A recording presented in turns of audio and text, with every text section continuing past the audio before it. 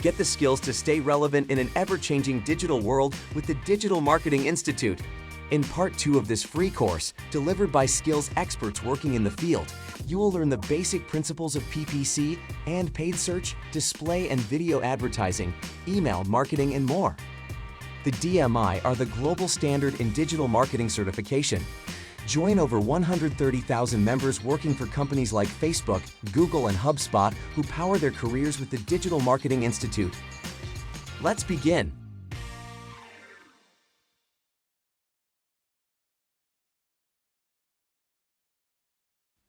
So let's begin by looking at what actually is paid search advertising. So paid search advertising is advertising within the search results of a search engine. Essentially, you are putting your ad on the search engine in front of people who are actively looking for it, and that word active is really important. I'm going to reiterate how user intent is the fundamental differentiator for search advertising and how we can use it to leverage business objectives. So to begin, let's look at search as a whole. Now, search as a whole incorporates paid search and organic search, or SEO. They look quite similar. There are a lot of similarities across things like site links, clickable headlines and different things like that, but there is a fundamental difference on the back end to how they're actually deployed. Visually on the screen here, you can see that the search ad appears up the top. Generally, the search ads always appear above the natural listings or the organic listings, because from a search engine's perspective, they want to drive more traffic to clicks that they will ultimately get paid for. So search ads tend to be above the organic listings. But there are some other differentiators that we're able to see, and I'll talk about those in a moment or two. So we have an example here of a lot of similarities actually between paid search and organic search. So you can see both have headlines that are clickable, both have site links. These are the links just below the ad, or indeed the organic copy, that contain a little snippet of information that will drive us deeper into the site. And they both contain descriptions or meta descriptions, as they're known in SEO. So there are similarities, but there are differentiators too. If you look closely at that search ad, you can see up the very top there, you can see a little tiny icon on the top left-hand corner that says ad. That in itself just indicates that it's an ad. But there are other things, there are other enhancements around phone numbers, around different rich snippets and other site links and ad extensions that will also differentiate it. Now, we're going to go through all of that in this lecture, and as you become more familiar with the features of search advertising, it'll be like second nature to you to be able to pick out the difference between search and in the organic world and the paid search world. But for a quick synopsis of the two search types. With search advertising, obviously with paid search advertising, you're obviously paying for the traffic. So it's built on what's called a PPC model or a CPC model, which is a pay per click or cost per click, as other people call it. Also, an important thing to note is sometimes people refer to paid search as PPC. And PPC it's become a synonym for paid search. So even though it is actually the pricing model, it is also another word for paid search. But there are, I suppose, in terms of speed and accuracy, we do find that because paid search is a more instantaneous medium, you can get up to the very top of Google or Yahoo or Bing or whatever engine you're actually operating on far quicker than your organic optimization, which is really about driving content and links and website development. So it can be a longer, more or less controlled process than with paid search, which is pretty much telling Google, I want these keywords, this ad copy, and I want to appear in position 1, and I'm willing to pay for it. So while there are differences and similarities between the two, I suppose the biggest and most obvious difference is the speed by which paid search kind of trumps the organic world, and that is really the key differentiator between the two, though they do serve different aspects of the consumer funnel, which we'll go into later. Speed is something you should always have in the back of your mind when considering promotions and different things like that, and whether you should deploy an organic strategy, or whether you should deploy a paid search strategy, or indeed how the two can work together, because they can work together really, really effectively to deliver amplified results across the marketing mix. But I suppose this brings me on to developing a little bit more what we had just spoken about. So filling gaps with your organic results is a key facet of search marketing.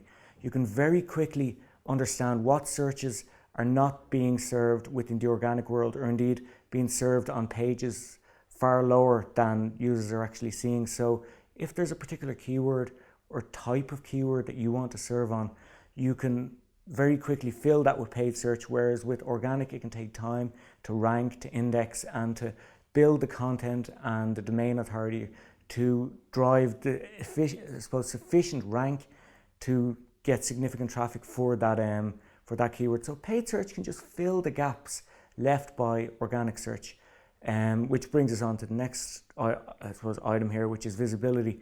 If you are ranking too low at your organic, you can push it up by paying for it with paid search, and that will just push you up higher and higher and higher.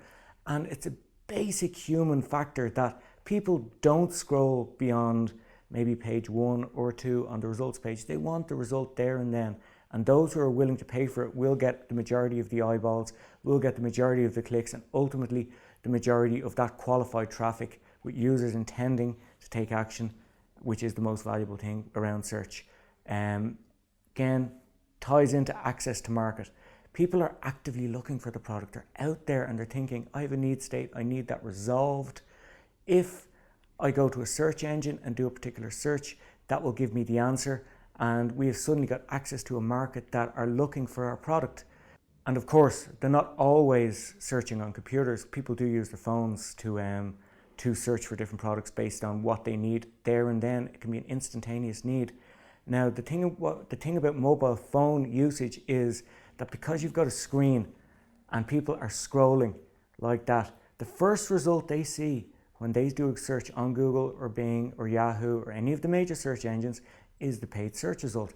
And based on basic human behavior, people will more than likely click on result 1, which is paid, 2, which is paid, 3, which is paid, and possibly 4, which may or may not be paid.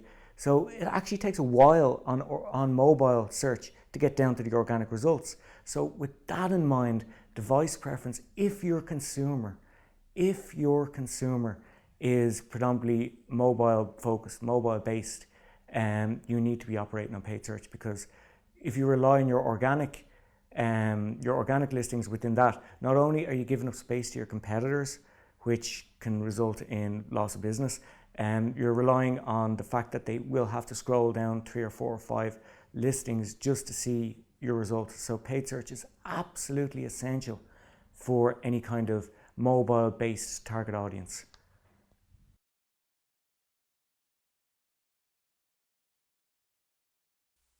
There are 3 main search engines globally. These are Google, Yahoo, and Bing. You can see that their market share differs in different territories. This is an important consideration if you are doing international prospecting for e-commerce, or for lead generation, or any kind of search marketing in different territories. For example, if you look at the US, Google has 87% market share, Yahoo has 5%, and Bing has 6.5%. Within the European Union, Google has 91%, Yahoo has a very low share, and Bing has a slightly higher share.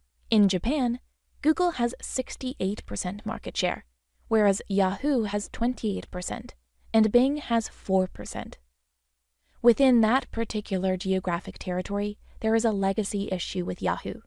It is the incumbent search engine there, and it has been for a long time. These are the types of considerations that you should look at when targeting different geographic areas. Different search engines provide access to different audiences and user types. For example, Yahoo users might be older, or Bing users might use a specific type of mobile phone, such as Microsoft phones, as the default search engine is set to Bing. This also varies in different locations, so your territorial targeting could influence which search engines to include in your media mix. At the same time, Google has between 85% and 95% market share in most of the geographic areas. So, once you focus the majority of your attention on Google, you will cover up to 95% of the audience itself. This is the cornerstone of all marketing. Always start with your consumer and look at their consumer behavior or purchase decision cycle. The consumer identifies a need or want, they search for solutions, they evaluate the alternatives, they decide to purchase, they purchase, and then they do a post-purchase evaluation. Search behavior features in stages 2 through 6 of the purchase cycle, making it a highly effective channel to tie in with naturalized purchase decision-making. This is why search marketing is absolutely fundamental to the buyer process. In the modern age, people use search engines for their research to effectively dive into their consumer buyer journey. Search marketing has developed over time to be more and more efficient at driving the consumer's behavior or purchase decision cycle. Let's take a look at the evolution of AdWords. PPC began in the early 2000s as search engines became popular and as user habits, technology, and business developed online. New features have been added to enrich the advertising formats. AdWords is Google's search marketing platform. It was launched in October 2000. Over the years, new features and more advanced targeting options have been added to develop the AdWords suite beyond paid search ads.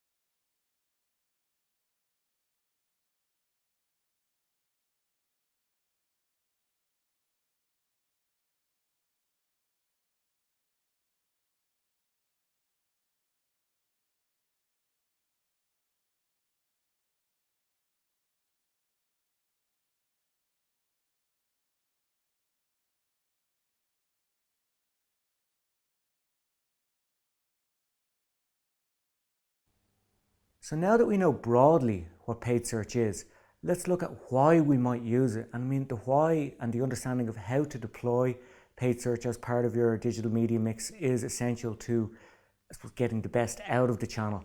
So like everything we do in any kind of organization, we always begin with our business objective. What is it ultimately that we want to do? What is it that we want our consumers to do? Is it buy online? Is it download a brochure? Is it make contact? Is it just visit the website? What exactly is our business objective and how can we translate that into search? So when we begin with that, we can start building our keyword lists, etc. around that. However, I have mentioned it before, it does give us immediate access to a market because based on that consumer journey, people have a need state. They have a need state that needs to be resolved, and that's what's called intent.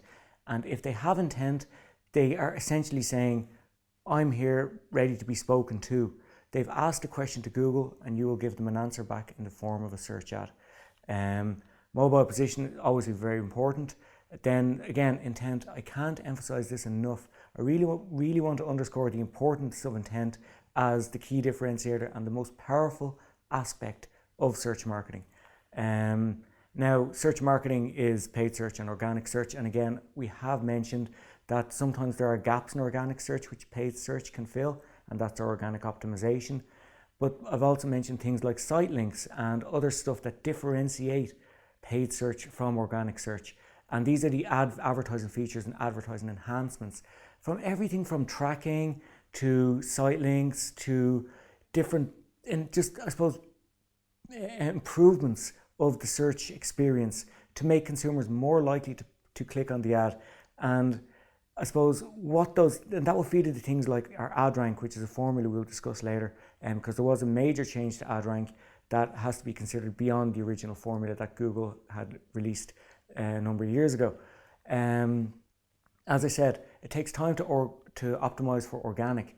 With paid search, it's pretty instantaneous. You can make a copy change in a paid search campaign and it can be there in 25 minutes. So if you have a time-sensitive promotion, offer ends Sunday, offer ends at 2 p.m., you can make that copy change to your campaigns and it will be there live for the consumer when they have a need state, when they go to Google and look for whatever it is they desire. Your offer will be there. So the time-sensitive nature of paid search is, I suppose, a very powerful consideration that we must have in the back of our mind when we're approaching any search campaign.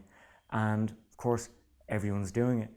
Everyone is on paid search. All your competitors are there. So if you're not there, you're essentially losing the most qualified traffic. Again, these are people looking for your product. And if your competitors are there and you're not there, the people who are looking for your product are going to your competitors. So you have to be there. Now, there are ways to optimize this, and that's what we'll talk about in the optimization stage a little later on. But I suppose the key benefits, and just to summarize, the key benefits of search are the relevance. So again, it's relevant to what the person is looking for. Can you resolve the need state? Can you give them the product, service that they desire at that particular moment? Timing, we've talked about the timeliness and the ability to, I suppose, very quickly adapt and change, whether it's keyword lists, ad copy, or how much you want to spend each day. The qualified visitor is something that should always be in your head when we're doing any kind of search activity, because they're coming to you. It's not like you're putting an ad out there and the consumer decides to engage with it or not. They're actually coming to you. So they're a qualified visitor. They're saying, I'm interested. And all you have to do is deliver on the promise that your search ad is saying on your website.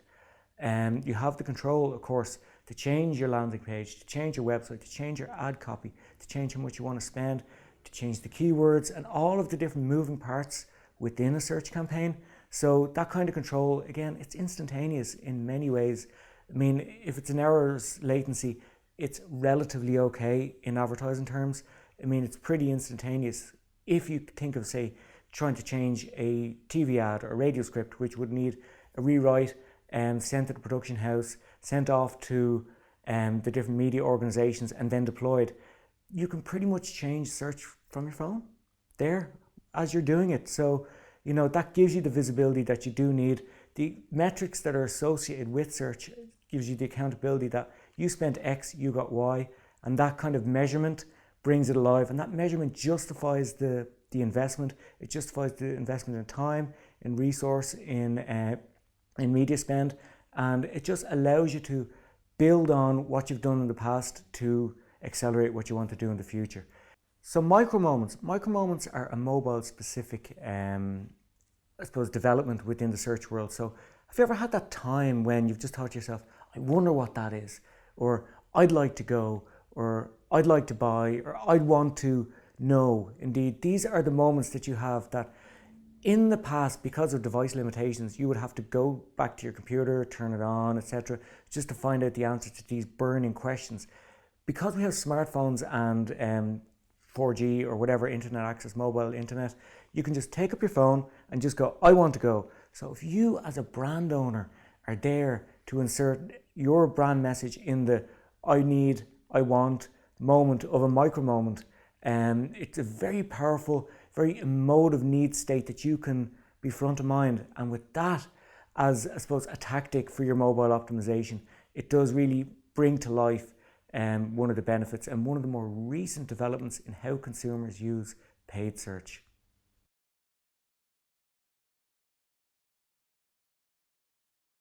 Keywords, ad copy, and landing pages are the three fundamental pieces of a PPC campaign. Always consider how these three items relate to each other to ensure your campaign is relevant to searcher intent. Keywords refer to what people are looking for and what questions they are asking Google. Ads are how you, as a brand owner, respond. And landing pages are where those people go after you have given your response. If you think of it like a conversation, people have asked something, you've responded, and you've brought them somewhere.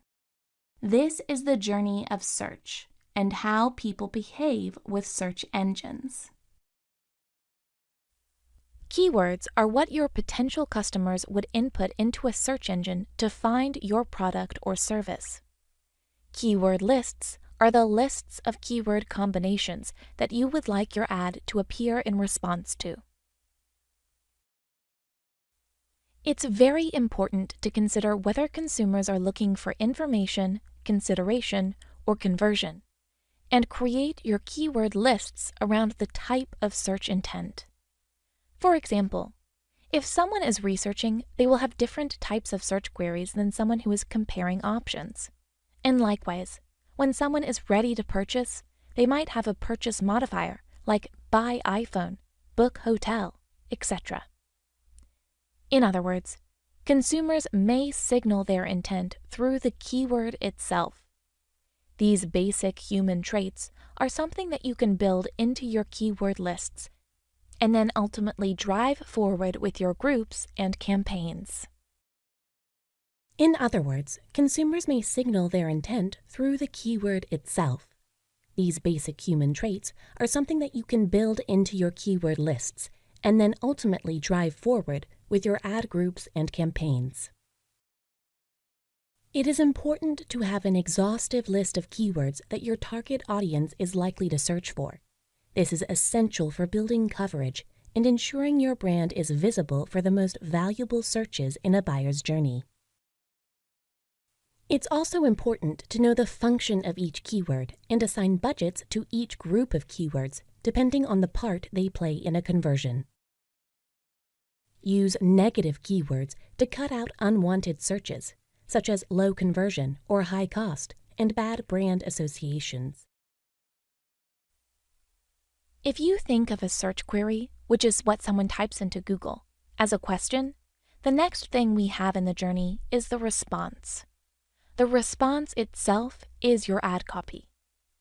For example, someone has just asked a question, what are the best hotels in New York? And you're going to come back with an ad that says, we have a spa and low rates and we're 5 stars on TripAdvisor, or whatever it may be. You're going to respond with your best foot forward in terms of what they have just asked and how that can be used to drive action. The ad copy must be relevant. If they're looking for hotels in New York, the ad should say hotels in New York, and not hotels in London or B&Bs in New York. They are not actually looking for anything other than what they actually signified they're looking for.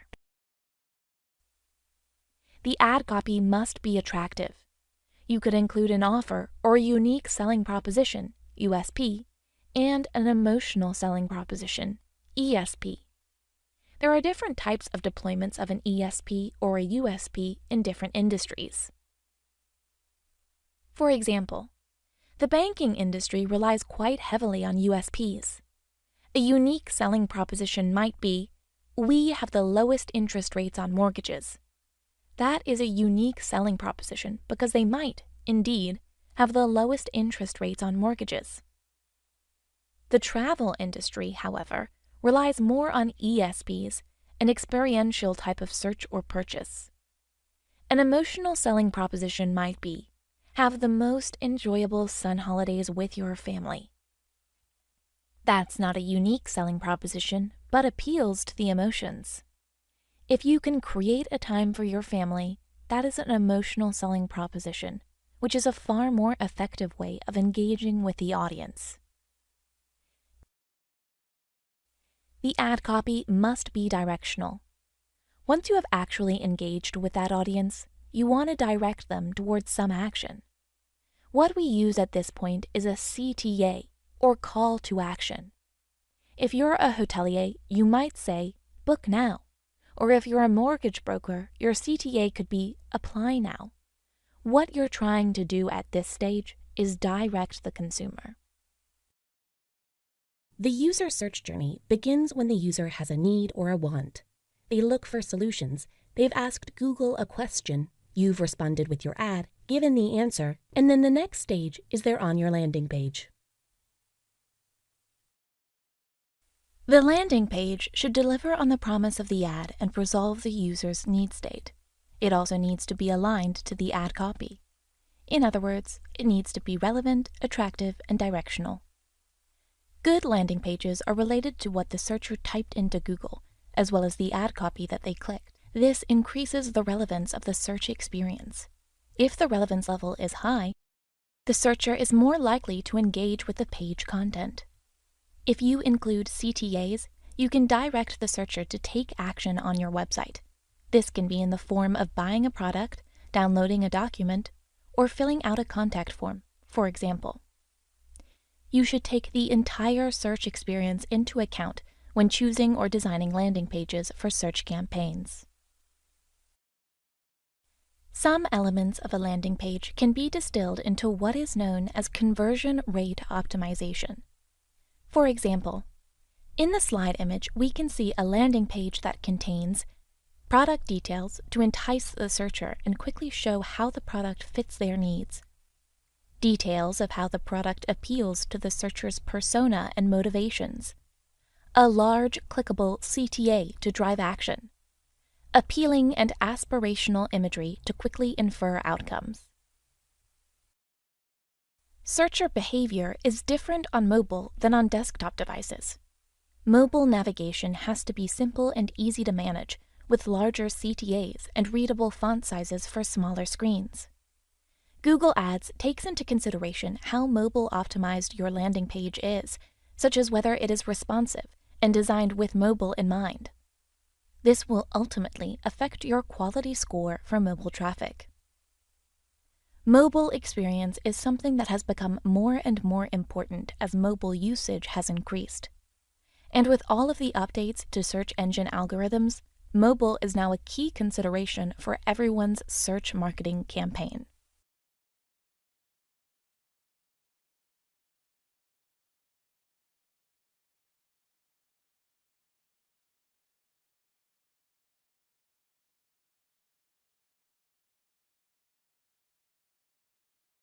So in order to manage your advertising budget, we have to think about three elements here. So if we look at our daily spend, ultimately what we pay on a campaign level each day to serve those ads, the max CPC, which is what we're willing to pay for a click, and then aspects around things like time of day, day of week, and different factors that can affect whether we spend more or less. So managing your advertising budget should be the first major consideration for delivering your business objectives. It is your investment into the advertising. It is what you want to see the ROI on. And as PPC is very much a conversion channel, try not to think of it as a budget spend, but actually a commercial return. So when you measure over time your e-commerce metrics, for example, you might find that for every €100 of media spend, you actually get €1,200 worth of revenue.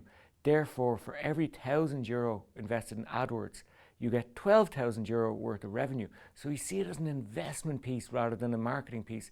And if you think about it in commercial terms relating to your business objective, when you're doing PPC, you'll find it much easier to reduce inefficiencies in your account, because an efficiency in spend doesn't give you the commercial return you want. And that's how you have to look at it. It's, I'm investing, and do I get the investment back to what I expect? And anything that doesn't drive that investment, you need to kind of reduce the visibility or cut that out altogether. So knowing how much you want to spend on PPC is directly linked to knowing how much you want to make from that spend. So if you want to make €12,000 and you know that you need to invest €1,000 to do that, that's your budget. It's actually that straightforward. Now, it does take a little bit of time to work out these metrics. So, you know, like everything, you build it up and you start small, but then over time you will see that the investment, it does equate to a revenue return. And that's more how a commercial PPC manager would look at it. And like everything, we are I suppose constrained by our allowable budgets. So we must ensure that we're only investing in the areas that do drive that return.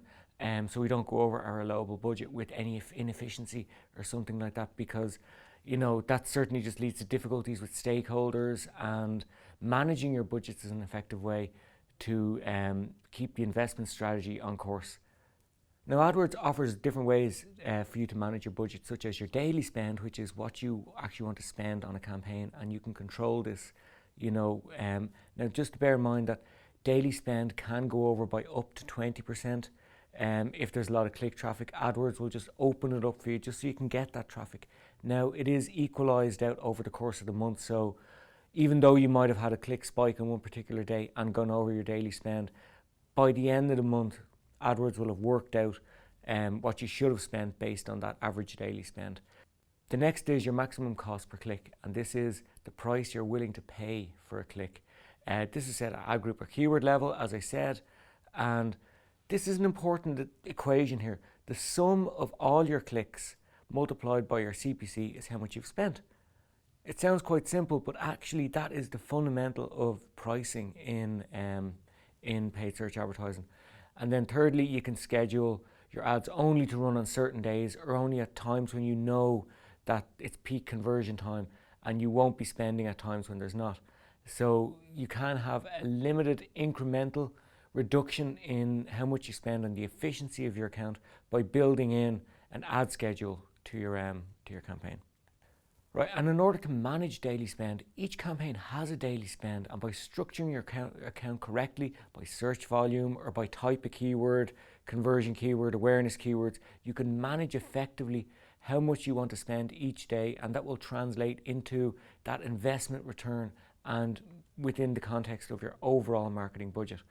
As I mentioned, putting keywords with similar search volumes allows you to control how much the high traffic keywords will spend versus how much the low traffic keywords will spend. Grouping keywords together by what they actually do, whether they're awareness or whether they're conversion, allows you to invest in higher ROI, give more budget to closing high ROI keywords. So these are the keywords that lead to the sale, and maybe smaller budgets for the top of funnel awareness drive and stuff. So when you structure your account efficiently, daily spend becomes quite straightforward, and the bid management strategies around how to drive the best performance become quite clear, in the sense that you're able to start choosing from away from maybe the standard optimized for conversions towards things like a target CPA, which is a target cost per acquisition, or other AI driven bid management options available to you within AdWords. But it all starts from that structure. To ensure you don't actually go over your spend, using things like a budget tracker is quite useful. So what you need to do really is, in a fairly sensible, usually in a table using Excel or another tool, you have your total budget, how much you've spent and how much is left. And simply by tracking that on a day by day or weekly basis, or whoever your frequency is, it allows you to ensure that you don't go overspend. Because when you start reaching or overspending, you can pull back. Or if you're part way through the month and you see that you've only 10% of your budget left, you may have to make some changes around how much you're spending in the different campaigns. And knowing how the campaign is structured, seeing that maybe we should just reduce spend on high volume keywords for the awareness driving keywords, or consideration keywords, so we can start deciding where we want to move our budget from if we're getting close to our spend. But tracking your budget is essential because it's paid search,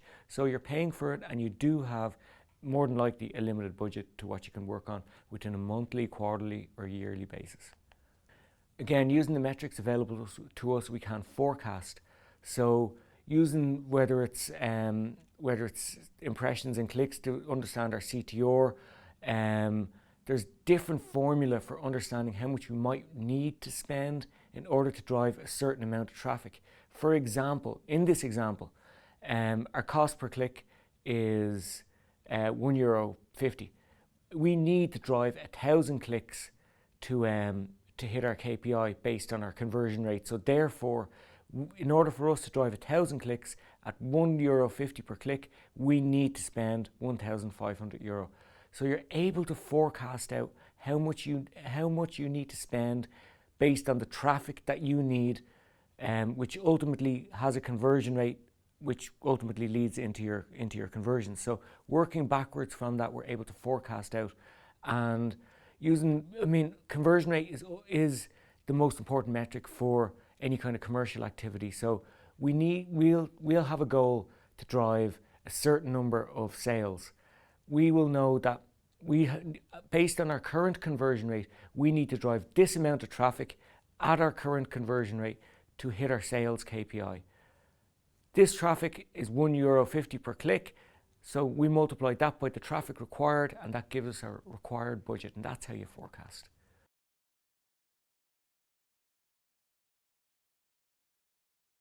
How you actually pay is decided in what's called a bid auction. The bid auction is what AdWords uses to determine how all of the different advertisers who are trying to bid for a particular click will pay. So if there are, in the example here, we've got three different advertisers, each bidding different amounts for a particular keyword. Now, based on things like the quality score, the historical data, and other factors around the advertising account, the landing page, and different things like that, these advertisers will end up paying different amounts than they're actually willing to pay based on these factors, and Google decides that for you. It uses one of the key drivers of how much you will pay is your position on the page, whether you're top of the page or in the middle or wherever. This is decided using a metric what's called ad rank. Now, your ad rank is decided by your max CPC bid, so what your maximum you're willing to pay, multiplied by your quality score. That will determine where you actually sit in the page compared to your competitors. So quality score is essential, and quality score is that metric that was introduced in 2005. It is a metric that Google assigns to your keyword based on its CTR, its bid, and its landing page relevance. So again, we're thinking landing pages, bids, we're thinking CTR is historical based on what your CTR has been over time. Google's able to assess your landing page, but having a high quality score means that AdWords thinks that your ad, your keyword, and your landing page are all relevant to that particular user.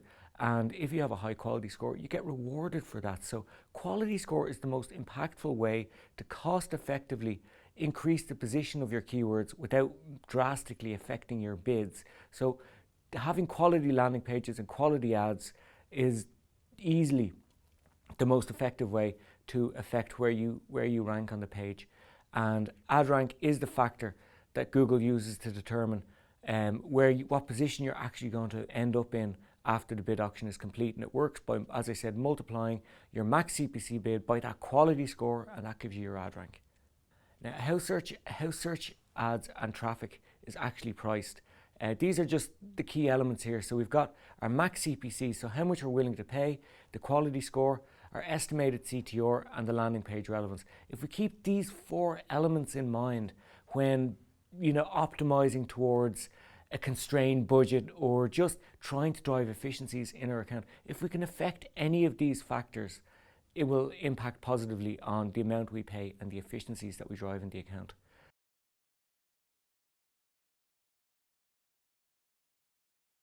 Another way to see where we actually sit compared to this competition, there's a tool in AdWords called the Bid Simulator. So the Bid Simulator collects and analyzes data from ad auctions on Google all the time. So it looks back broadly about 7 days, and it considers information like the quality score of your ad, your competitors' bids, your product data, and it will tell you how many clicks you might receive for a certain bid, how many conversions you might receive for a certain bid, the traffic. There's different metrics it will give back to you based on different bid levels over time. The bid tool is quite useful because it's automated and it takes a bit of the guesswork out of where you need to be bidding to drive the results you want. It gives helpful insights on how bid changes could potentially affect your results. So if you reduce bids, what would that look like? If you increase bids, what would that look like? So rather than just kind of taking a shot in the dark, it gives you an estimation. It's, again, a forecasting tool to see what might happen if you changed your bids. And it's a good predictor of what could potentially happen with an increased budget. So if you have the ability, not all keywords have the bid simulator available on them.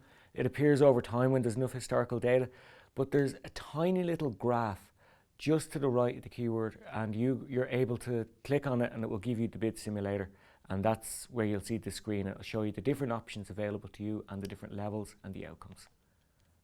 Now, some best practices on deciding on bid levels. So there's a number of metrics that we can use to decide on bids. An important one here is impression share. So impression share is the number of times your ad shows up when someone searches. So for example, if you have 100% impression share, you show up 100% of the time when someone looks for that keyword. If you have 50%, you only show up half of the time. And ideally, you want, for any keywords that convert, you want them to be shown up in the high 90s in terms of impression share. You do want your high conversion, low cost per conversion keywords showing up as often as possible. And we'll go into a little bit of that in the optimization piece. The other way you can decide on bids is using the estimated metrics.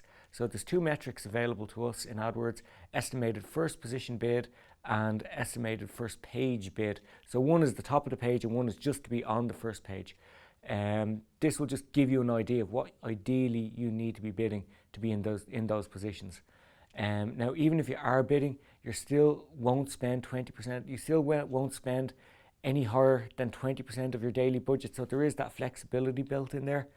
And what that means is that, like, any kind of bidding strategy does have an openness to the amount it can actually spend. The other thing is there are other bid strategies available to us.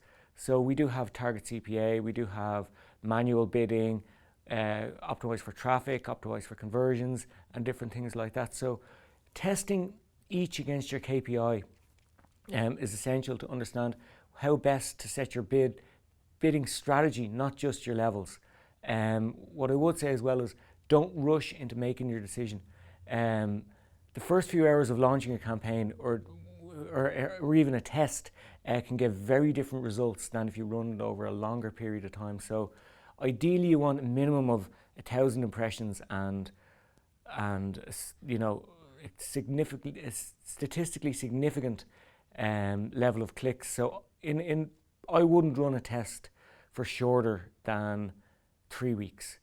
It's not long enough. You need to test for at least 3 weeks and drive well over 1,000 impressions for low volume campaigns. For high volume campaigns, you need hundreds of thousands of impressions, but a good 3 week period gives you almost a month cycle. If you do have the ability to test for a month, do test for a month, because then you have the natural monthly cycle of getting paid, moving through the purchase process.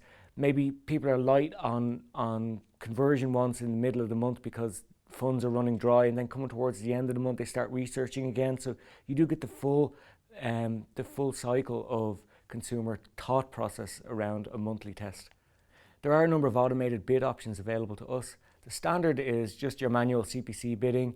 It focuses just on driving traffic. It optimizes for traffic, and you can add an enhancement to it which will use your conversion data. This is called enhanced CPC bid or ECPC. It tells AdWords to raise your bid by up to about 20% if it believes that, using your historical data, that you're likely to get a conversion from this click. So it allows you to just automatically bid a little bit more aggressively if there's a likelihood of a sale or a download or a contact request or a conversion from this click.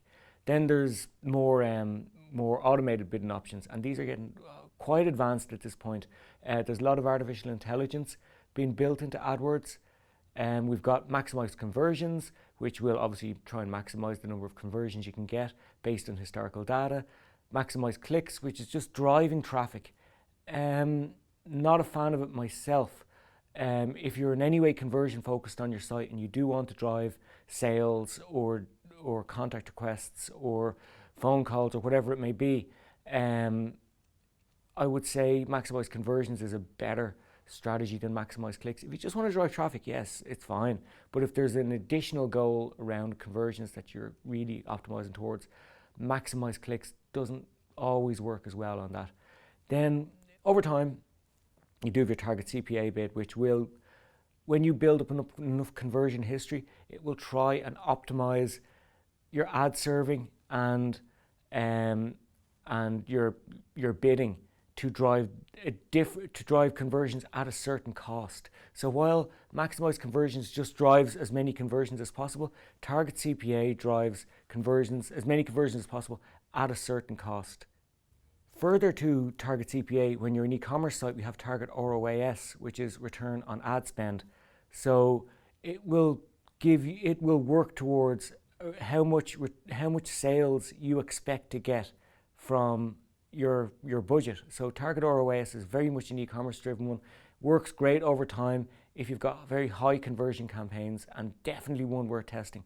We've also got these other two bidding strategies to do with competitive bidding and awareness. So we've got target search page location, which is an automated bid strategy to drive as many impressions as possible in the first position. So you're just appearing in the top result as often as you possibly can for your daily budget. And then target outranking share is the final one. So this is an automated competitor bidding type that tries to optimize your ads to serve higher than your competitors in as many possible ways and in many possible auctions over the day for your daily budget as you can. The last two are less effective bid strategies. Ideally, maximize conversions, target CPA, target ROAS, and manual bidding are the standard top performing bid strategies within AdWords. Linked very closely to your bidding strategy is your quality score. Again, quality score comes in again and again. So you always want to have a high quality score because it just makes your bidding strategy more effective. And some top line points for improving your quality score would be to write better ads, to refine the type of traffic you're getting by adding negative keywords, to improve your landing page as always, and to test those bid thresholds. So increase your bids by a couple of cents for a few days, or reduce by a couple of cents for a few days, up and down, and just test those bid thresholds to see what your impression share looks like over time.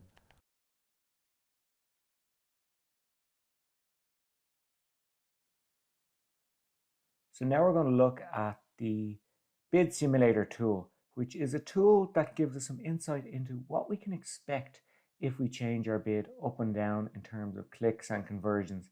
It's a kind of forecasting tool that just helps better understand our click thresholds. So I'm just in the Google Ads Manager account here, and I go over to accounts. Then I'll choose an account, maybe the DMI account here. And then obviously this is at a keyword level, so we're not going to go to campaigns or ad groups. We're going to go down to keywords. And then we can scroll down and we can see that any of these keywords with the little graph beside the bid itself is the Bid Simulator tool.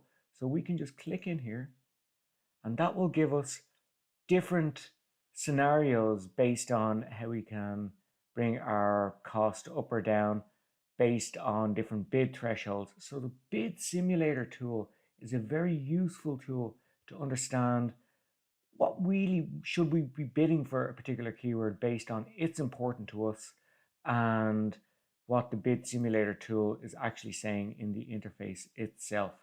So a very useful tool to help understand our bids within Google Ads.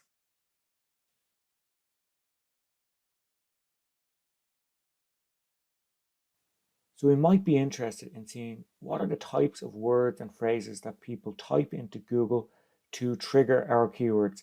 These are called search queries. Search queries are bridged by match type to fire our keywords. So we don't have every single thing that a person types into Google in our keyword list.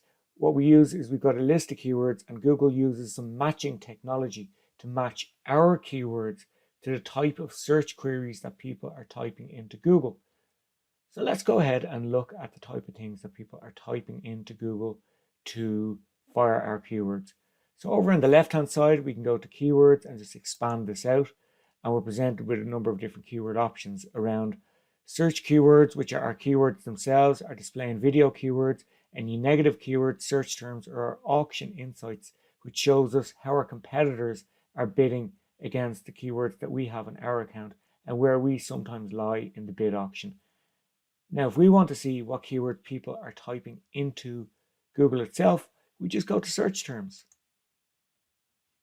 Then in search terms, we can see all of the different keywords that have fired our keywords based on the fact that they are a phrase match, a close variant exact match, a broad match or a modified broad match, and we're able to see whether they're added or excluded. So if I sort this way, so I can see all of these different search queries that have been added to our account.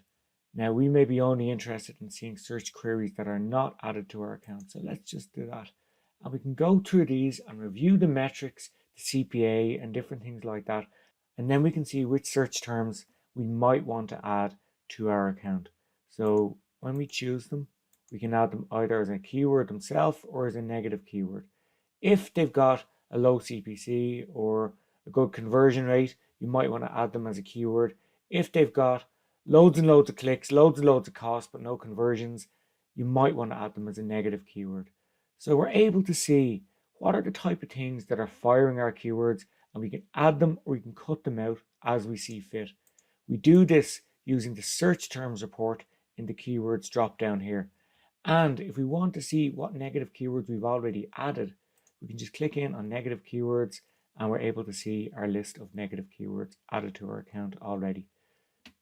So the search terms report is a great way of finding new keywords and new key phrases that you might want to add to your account, and indeed any negative keywords or negative search queries that you might want to cut out from your account.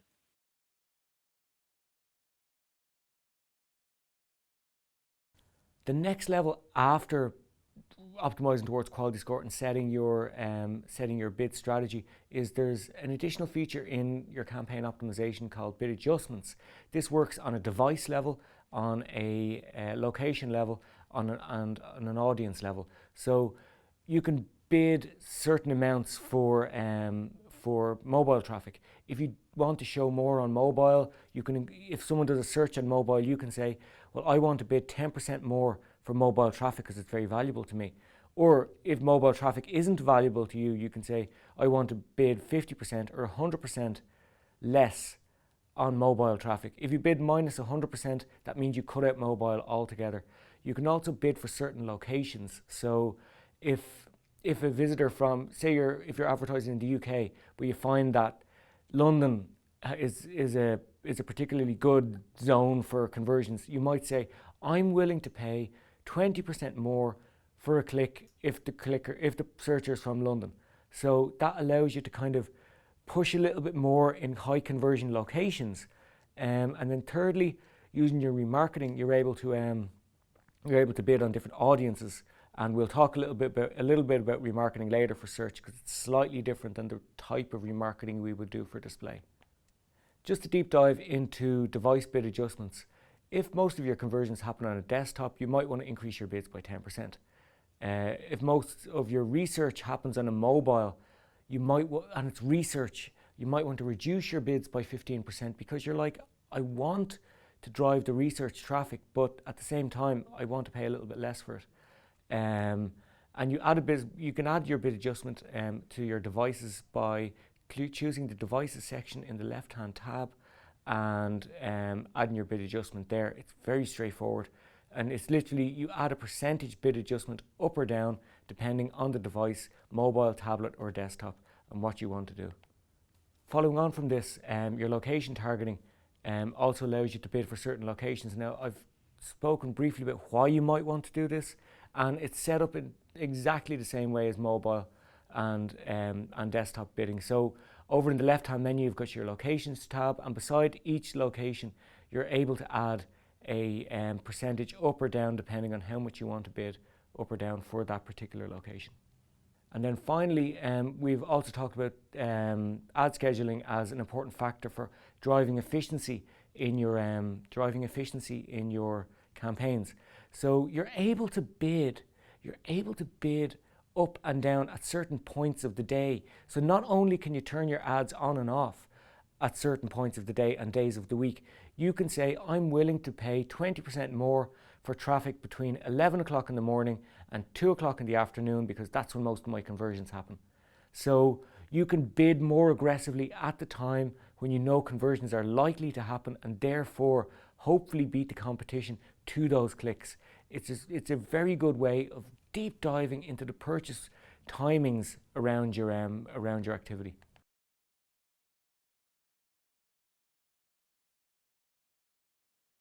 As part of our optimization strategy within Google Ads, we should think about our device and our location strategy. This gives us the opportunity to focus in on hotspots of conversions or traffic or of value. And if there is a particular device that is driving loads of conversions or clicks, we should bid up on that to increase visibility there. Likewise, if there's a certain location that is driving a lot of conversions or clicks, we can bid up there. Of course, the alternative is if there's parts or devices that are less effective, we can bid down on them. So let's look at optimizing our bids for devices and locations. So in Google Ads itself, just down on the left-hand menu, we can scroll down to locations here. And then we can see our different locations, and depending on what we feel is most appropriate in terms of value of a particular location, we can add what's called a bid adjustment. So we can say, if someone from Scotland searches for a particular keyword or within a certain campaign, increase the bid or indeed decrease the bid depending on how effective it is by 10, 15, 20%, because we're going to say we want to be more visible for searchers in Scotland because they're really valuable to us. Likewise with devices, we may find that computers drive loads and loads of conversions. So if someone is coming from a laptop or from a PC, we know that there's a higher likelihood of them converting. So we want to be really visible for anyone who searches for that particular search term from a computer or from a laptop. And then likewise, sometimes they say that mobile devices drive a lot of traffic but not a lot of conversions. So we may want to bid down a little bit on mobile devices because they simply don't drive the level of conversions that we are looking for. So we want to reduce our visibility on mobile devices and focus a little bit more on our high conversion device, which in this case would be computers. This does differ across industries. It does differ across companies and clients and all that. So the best thing we can do in terms of our location and our device targeting is look at the data and see where our highest number of conversions may be coming from. And we can see, yes, in this instance, it is all on computers. So maybe we want to bid up on these. So that's a way of optimizing your devices and your locations as part of your Google Ads strategy.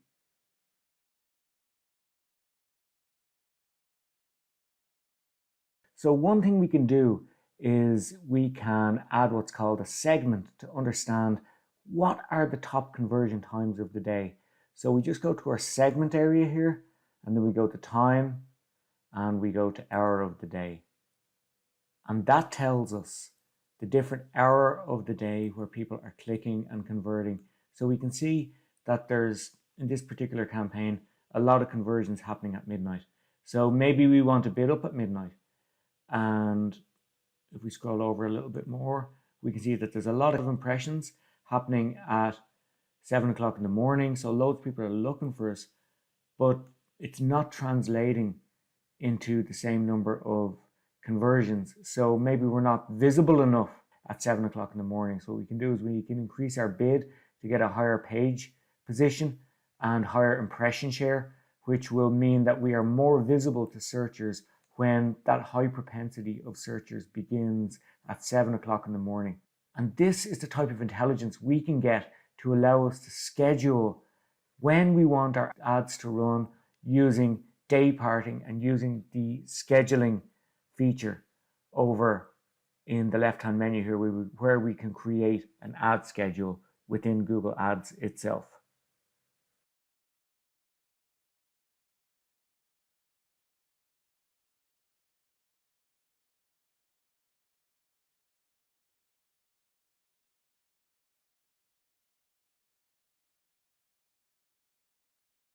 So digital display advertising, what exactly is it?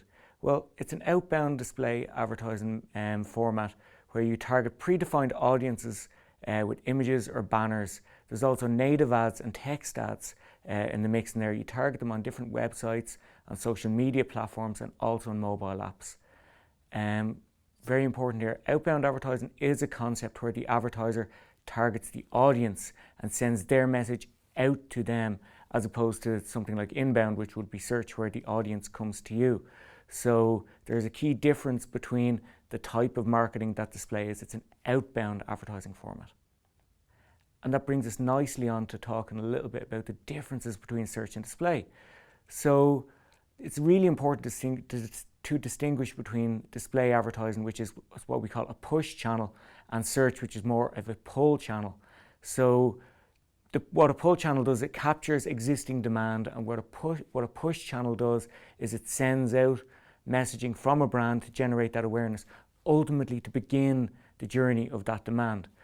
Another common distinction between display and search is that we target audiences with display, whereas with search, the audience essentially comes to you and targets you.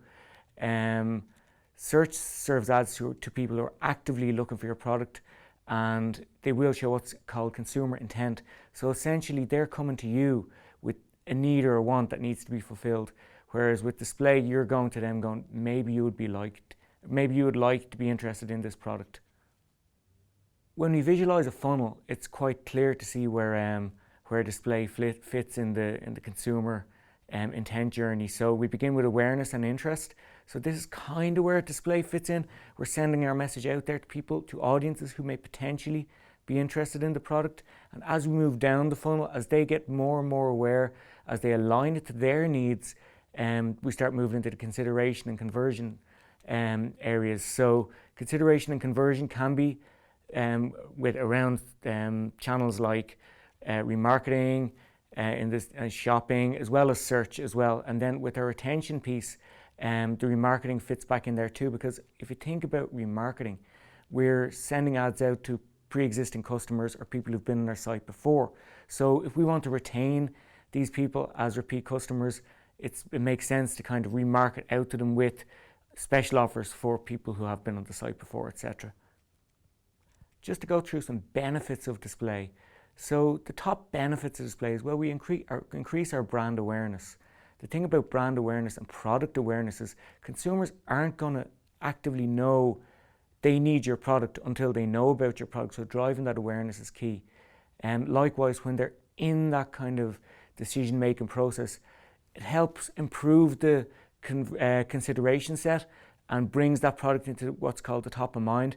And once you're in that zone, then you can start kind of pushing a little bit forward, maybe bring in some social or bring in some search to just convert them onto the revenue generation piece. But ultimately, we have to begin with our awareness and then driving our consideration. Because when we want to create that purchase intent, it has to start somewhere. And ultimately, this is what our display marketing does. Likewise, because searchers, for example, and I'll use search as a comparison here, because searchers, for example, know about your product and they actively seek it, they represent a small slice of the overall market, whereas what display does is it branches out to many different audiences and ultimately increases your reach. And likewise, because the reach is so broad and targeting with different methods like retargeting, we can re-engage with our existing customers.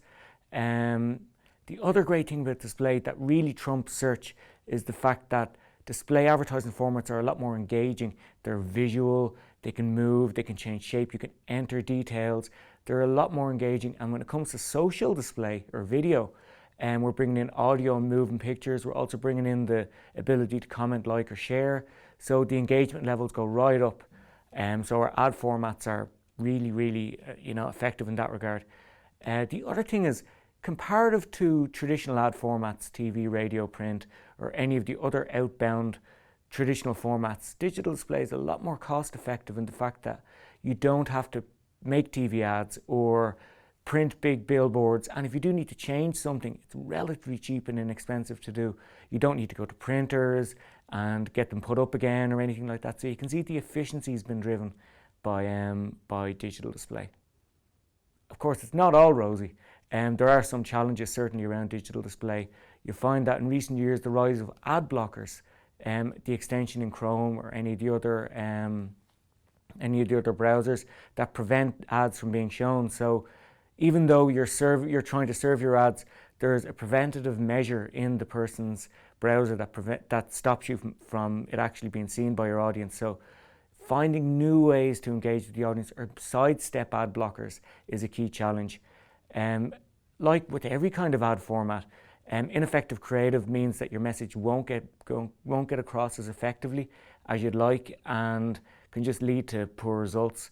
Likewise with audience targeting, if you don't actually know who you're targeting, your message won't be received or as understood as well as targeting the correct audience. And again, lack of cut-through represents an ongoing problem across all ad formats. That is, we refer to it as banner blindness. When there's so much out there, when there's so many ads out there, it's difficult to actually cut through that mix and get your ad seen by the right audience at the right time.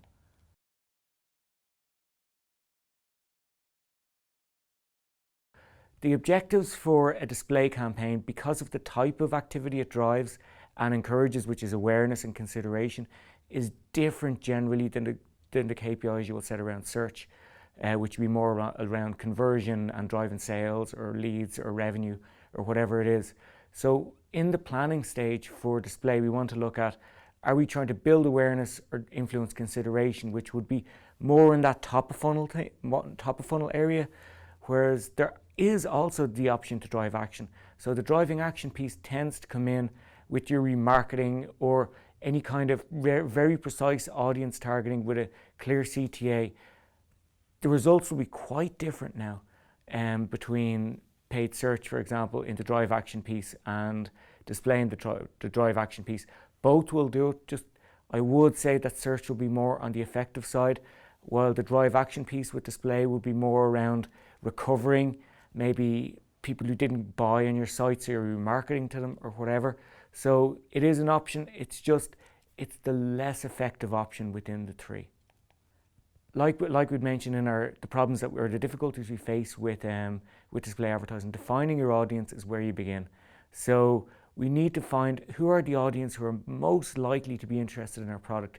And we can discover this through brainstorming, through internal research, through just what we know about the market itself, and common sense and best practice. There are also predefined audience targeting within things like the Google Display Network, within social mediums, and then there's advanced audience targeting using display, programmatic, or other methods of retargeting like that. But business intelligence, which relates to those KPIs that we set out for our initial campaign and aligns to our audience, is a core facet and just can't be, I suppose, reliance purely on your media house or the predefined options within the platforms means that we're lacking the bespoke needs of our own business that, should inform who we are actually targeting. Then likewise, we need to understand where they actually are. So we will find that different markets and certainly different areas within markets, cities and suburbs, will behave differently, defining then the audience groups within those regions. And then on the next level and final level should be demographics. We'd always recommend not starting with demographics because demographics doesn't represent the motivation of the person. Two 25-year-olds could have the exact same demographic, but very different motivations in terms of fitness, for example. So targeting just 25-year-olds with your ad for a certain fitness product might not suit the other 25-year-old. So as you see, demographics is not the starting point for any audience targeting. It is an extra level on the motivational or psychographic targeting that we like to begin our targeting with. And then if we have the ability, budget and data, we can start using things like programmatic. So what programmatic does is it looks at your website, it looks at your conversions, it feeds it into an algorithm of maybe 11 million different variables, and it picks the right audience, creates a profile, and serves your ad to those people at the right time based on the historical data of your site, data within the market, and data about that audience. So the targeting and the bidding is all done automatically through machine learning and artificial intelligence on the programmatic scene. And then finally, we can also look at what websites people have visited. So if you can understand where they go, we can just have an arrangement with that website. So if it's a certain newspaper, The Guardian or the New York Times, we can have an arrangement, a display arrangement with those newspapers, for example, to serve display ads to their audiences, because this is where our audiences go. Indeed, we can serve it on different sections too, so it's not just the entire run of site.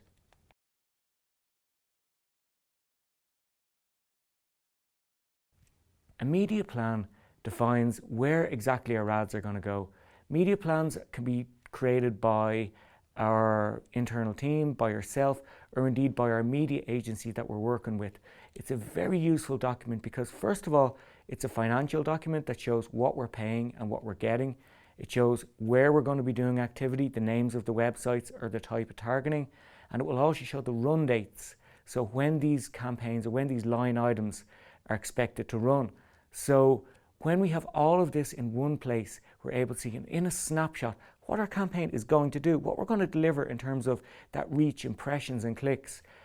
We can, if we have enough historical data, start predicting things around conversions, but it's not always wise because of the type of channel that display is, that we don't always want to include conversions on a display media plan, because its pure focus is to drive awareness, not drive action. Search drives action. So this will show us our reach and our impressions and all of that stuff in one centralized document. It's very useful for keeping things on track, making sure things go live, and making sure that you don't overspend or underspend on certain channels. The benefits of a media plan, as I mentioned, is you can track your overall costs, you can project manage your campaign, you can forecast results based on the number of impressions you get versus your KPIs. It verifies your media choices because you can go back to your media plan and see what worked and what didn't. And then that will inform how you're going to deliver your creative, because you might find that certain types of placements, social placements, for example, might have a more informal creative style versus traditional display placements. So it may inform how and what type of creative you do want to deliver for the different line items.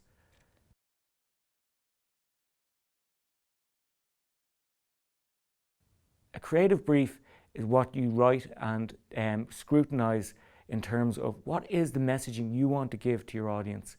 A creative brief is a document that's written by the campaign planner or channel manager for a designer or creative house to give a series of assets or outputs.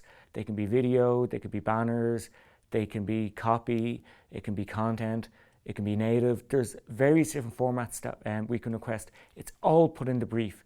So, I mean, what we need to include is our product details and our campaign objectives. Then the creative knows what they're writing for and what they hope to achieve with their ads. And then the information on the audience based on what we know about them and any research. So the type of tone that would be brought into the ads, so they know that, well, this is the type of audience and this is the objective. So this is the tone, colors, and style they should use in the ad. That informs the messaging and the copy. And then that will ultimately translate into the required formats based on our pixel dimensions. So whether it's a static ad, whether it's an animated ad, if it's a social ad, if it's a video ad, we do need to go granular and make sure that we do include as much media details in the brief, because the creatives work off this and they need to know what they're doing and how they're doing it. And then finally, we always need to include our brand mandatories. So anything to do with logos, style sheets, T's and C's, offer ends, colors, any of that stuff, all has to go in because that keeps the client happy. So you can see the media plan sets out where we're going to put our ads, and the creative brief translates that media plan into the messaging that we're going to bring out to our people. So the benefits of a creative brief, well, it communicates the requirements in an efficient way to designers. That means that you'll reduce the amount of wasted hours. It reduces time and cost, as I said. It gives you a holistic view of the campaign, because this is the ultimate output of your campaign, and it validates the effectiveness of agreed messaging, because when you see it live, when you see it created, you're able to see, yes, this is on brief, or no, this is off brief. And when you have that, you're able to scrutinize the activity that you've already undertaken.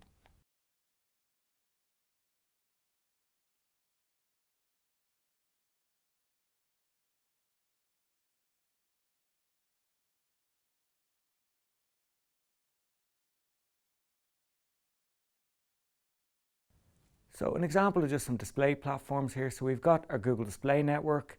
The Google Display Network allows advertisers to serve video and display ads on over 2 million websites, reaching over 90% of the entire internet population. So you will reach nearly everyone on the web using the Google Display Network. There's multiple ad formats, there's different targeting options, and a diverse selection of video and responsive ads to choose from. And then we've got Facebook. So Facebook's a social media platform, equally 2 billion users worldwide. They're quite engaged. It's what's called a logged in environment. So because they have a profile with an email address, and to access the platform, we have access to their demographics and their interests and various things like that. So it's a strong and accurate way of targeting people. And if you consider the mobile nature of Facebook and the mobile nature of the internet community, it's a very close medium to transient users. So it's good for targeting any kind of mobile use. So we then have AdRoll. So AdRoll is primarily known as a retargeting platform. So what we do is we add a pixel to your website or a piece of code, and anyone who goes to the website is then retargeted, essentially served ads on premium websites and premium partnerships across the web with your ad. It's based on a CPM basis, and there's a slight amount of programmatic associated with it too. Likewise with Criteo. So Criteo is a specialist e-commerce targeting platform. So when you look at a particular product on someone's website, and then you decide not to buy, and then you move to another website, Criteo will serve you that product, the image from the website, the price from the website, and when you click through on that ad, it drives you back to that product page. So it's a highly specific e-commerce retargeting option. And then we have other things like premium network buys. So we spoke briefly about premium network buys if you wanted to buy access to a particular audience. So if you wanted to buy access to The Guardian's audience, because you know that they're likely to be interested in your product, or indeed a section on The Guardian or a section on the New York Times or whatever it may be. It's premium, so therefore it's more expensive. Unlike the Google Display Network, where you pay on a cost per click basis, so you only pay for when someone clicks. With premium display, you tend to pay on a CPM basis, which is cost per 1,000 impressions. So again, it goes back to the awareness piece. You're serving impressions because you want to generate awareness. And premium display tends to be anywhere between, it can begin at €8 CPMs versus what you'd be paying on the Google Display Network could be €2, €1 CPMs. So it's a lot more expensive, but the impact is a lot greater. The ad choices are a lot greater. The ad formats, the access to a particularly specific audience is a lot more impactful. What we do with premium display is we tend to leave it for very large campaigns like a summer sale or a winter sale or something like that. It tends not to be for always on or ongoing activity. Your always on display will be generally based in Google Display Network or Facebook, or perhaps some low cost programmatic.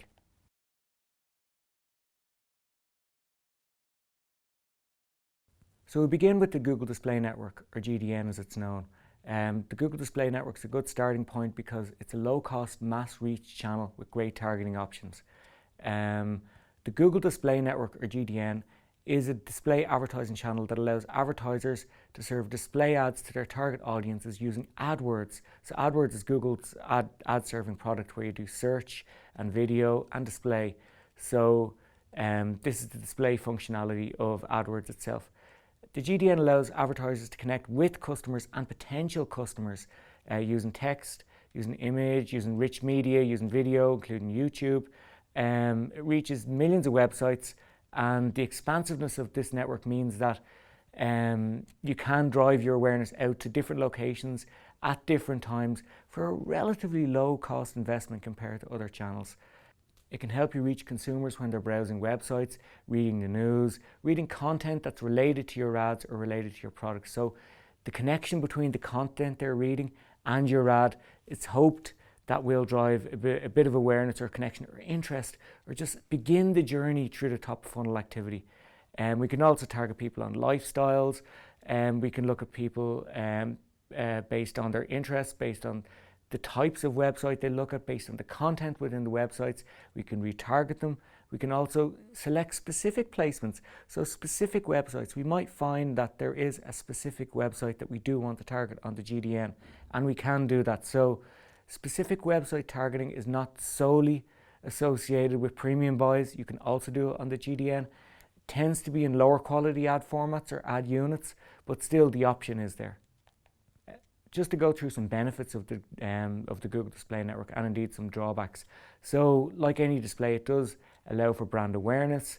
It can drive that consumer intent or interest in the product. We can remarket, and remarketing is quite powerful on the GDN because there is an integration with Google Analytics. So we can remarket to people not only on the pages that they've looked on your website, but the type of activity that they've undertaken on your website, so how long they might have spent, if they're repeat customers, if they came from a certain channel.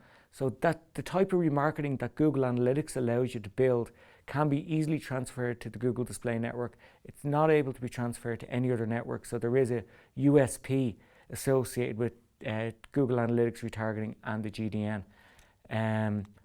Unlike the CPM-based advertising, where you pay for an impression, on the Google Display Network you don't. You only pay if they click through.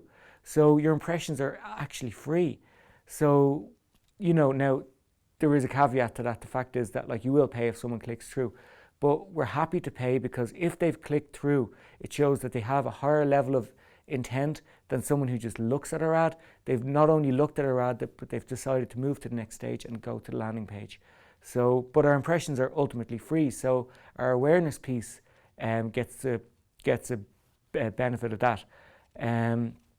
Likewise, it's quite measurable, it's countable, and it's flexible, because unlike, as we said, with traditional display, if you have an ad up there, your ad has to be up there. It's printed, it's made, and it's on a billboard or whatever like that. Whereas with digital display, your ad can be swapped out very easily.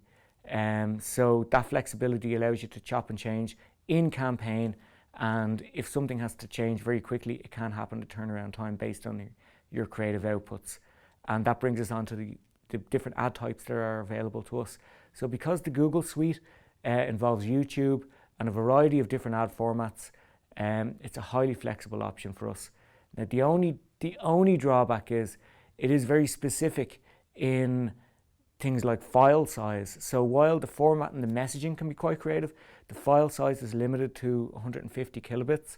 So that gives us a limited scope for highly creative options. We can't do certain things with our creativity simply because the files can't be that big. And as a result, the placements that tend to sign up to the Google Display Network can't command those premium prices. So sometimes we do get shown on less impactful and lower value placements as a result. And because it's such mass, it's such a wide-reaching net, your expectation has to be managed in such a sense that your results don't get skewed beyond what you actually expected.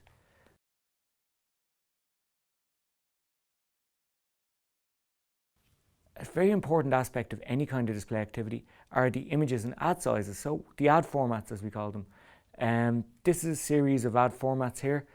These are the most common ad formats, standard ad formats across the web. We've got our leaderboard, which is the most impactful ad format in terms of click-through, simply because it's at the top of the page and it's the first thing that people see. As a result, it drives most clicks. The most engaging ad format is the MPU, which is a 300 by 250 ad format. It's the square. It tends to be in the content, embedded in the content. So when someone's reading something and their eye glances into the MPU, we hope to capture their attention and engage them more. And then the final most common format is our skyscraper formats, whether it's a skyscraper or a wide skyscraper. They're commonly used formats. They tend to be less impactful simply because of where the eye line is on the page. With the leaderboard, it's up the top. It's the first thing we see, we get it.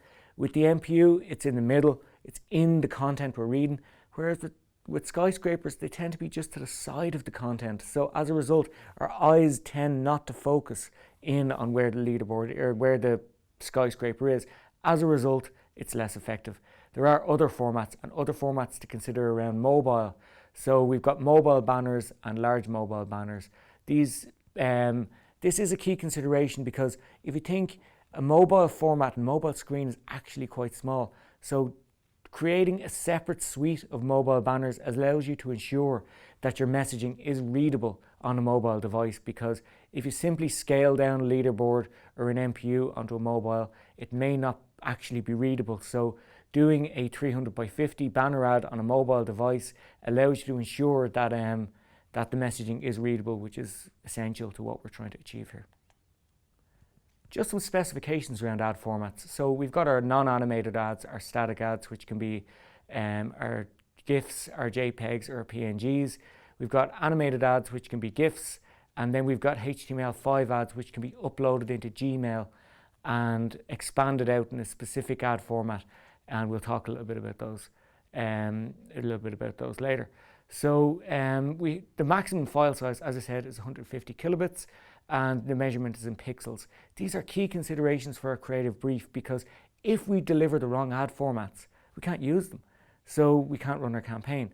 And there's different specifications that must be put in the brief in order for us to create the ads that we can use in the Google Display Network. Ads will differ on different channels. So Facebook has different ad specs, and Premium may have different ad specs. But ultimately, we will be generally contained to HTML5, animated or static. To ensure that we don't have to go to a designer every single time when we're running ads in the Google Display Network, Google has what's called Responsive Ad Creator. So you can upload an image into Google and write some text, and Google will create a template that overlays that text over the image. Likewise, because consumers are on different devices, Google will ensure that the text responds and changes shape depending on what device they're on, where the image actually plays. So while on screen we can see at the moment NPUs, if the ad needs to be served into a skyscraper format, the image will reshape into a skyscraper. Likewise, it'll reshape into a leaderboard or whatever shape the ad unit is. So this allows us to create one single ad unit that responds to all of the different ad units available to us on the Google Display Network without a designer. It's cost effective. The only drawback is the creativity can be a little bit limited, but we can test that over time. Some advantages and disadvantages of responsive ads. Well, the first is it's a single creative source. It's a single creative piece. So again, it's the one source of our activity, and it's a single piece. That means that when we update our creative, it expands out to all of the different units that we serve in. It keeps our messaging consistent and our style consistent, because again, it comes with that single output there, and it's super easy to create.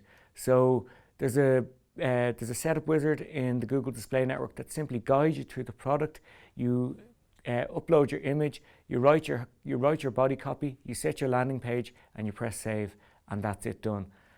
You do need to consider what is the image you're going to upload, whether it's a stock image from the Google library, whether it's your own image, or it's an image you're going to create. But the idea, in an ideal world, you will have a defined image for your campaign and not just scrape your website. But if that has to happen, it's okay too, because it does limit the costs that are associated with any kind of creative output. Now, that does mean that scope of responsive ads will be a little bit limited, because again, we've said that this is all we can show. This is the single image we can show, and this is the single copy we can show. Whereas if you were to approach a designer, you might get multiple different ad formats, multiple different copy styles, and send them out there. There are restrictions on copy as well. So there are character limits on your headline and on your two description lines within a responsive ad, so you have to consider those. There's also copy restrictions on your images. So there will be a certain amount of text that is allowed on the image and a certain amount of text that's not allowed in the image. And again, The GDN won't be the only channel that we use in our display media activity, while just responsive ads are limited purely to the GDN itself. There are other ad formats outside of responsive ads on the GDN. So we do have Gmail ads where we can target people within their Gmail based on perhaps their subject line of senders, the body content of emails that they've sent or senders have sent, the email addresses of the domain names of who sends them emails. So if you wanted to target, for example, your competitor's newsletter list, you can just put their competitor domain in as a targeting option in your Gmail ads, and then anyone who gets their emails from that domain is liable to get served your GDN Gmail ad. It may or may not happen. The only thing is with ad blockers, and certainly with the way that Gmail is set up, it tends to be in the promotional tab, so it's not always served. Sometimes you find at Gmail ads it leads to mixed results, but it is worth testing as part of an overall display campaign. Then also on the Google Display Network, you've got engagement ads. So engagement ads are expandable MPUs that will run a video when someone hovers over them for a certain number of time. So if your mouse hovers over a certain MPU placement, it literally goes 1, 2, 3, and then the video plays. So it's like expanding your YouTube reach and your YouTube formats out to the Google Display Network, and that brings us onto YouTube itself, which we know is part of the GDN, where you can run your pre-rolls or your mid-rolls or your in-ads. So you can serve banners on YouTube videos, or you can serve videos that appear before videos that people are looking at. And then there's the dynamic remarketing, which is similar to Criteo, which we discussed about at the start, which is the e-commerce retargeting. You can link your Google Shopping account to the Google Display Network and drive remarketing based on the products that people have just looked at. It will show the product they've just viewed, the price of the product, and the landing page of that product. So similar to Criteo, but just on the Google Display Network, where the partnerships with Criteo tend to be around premium websites, whereas the Google Display Network, while similar in functionality, might be lower value websites.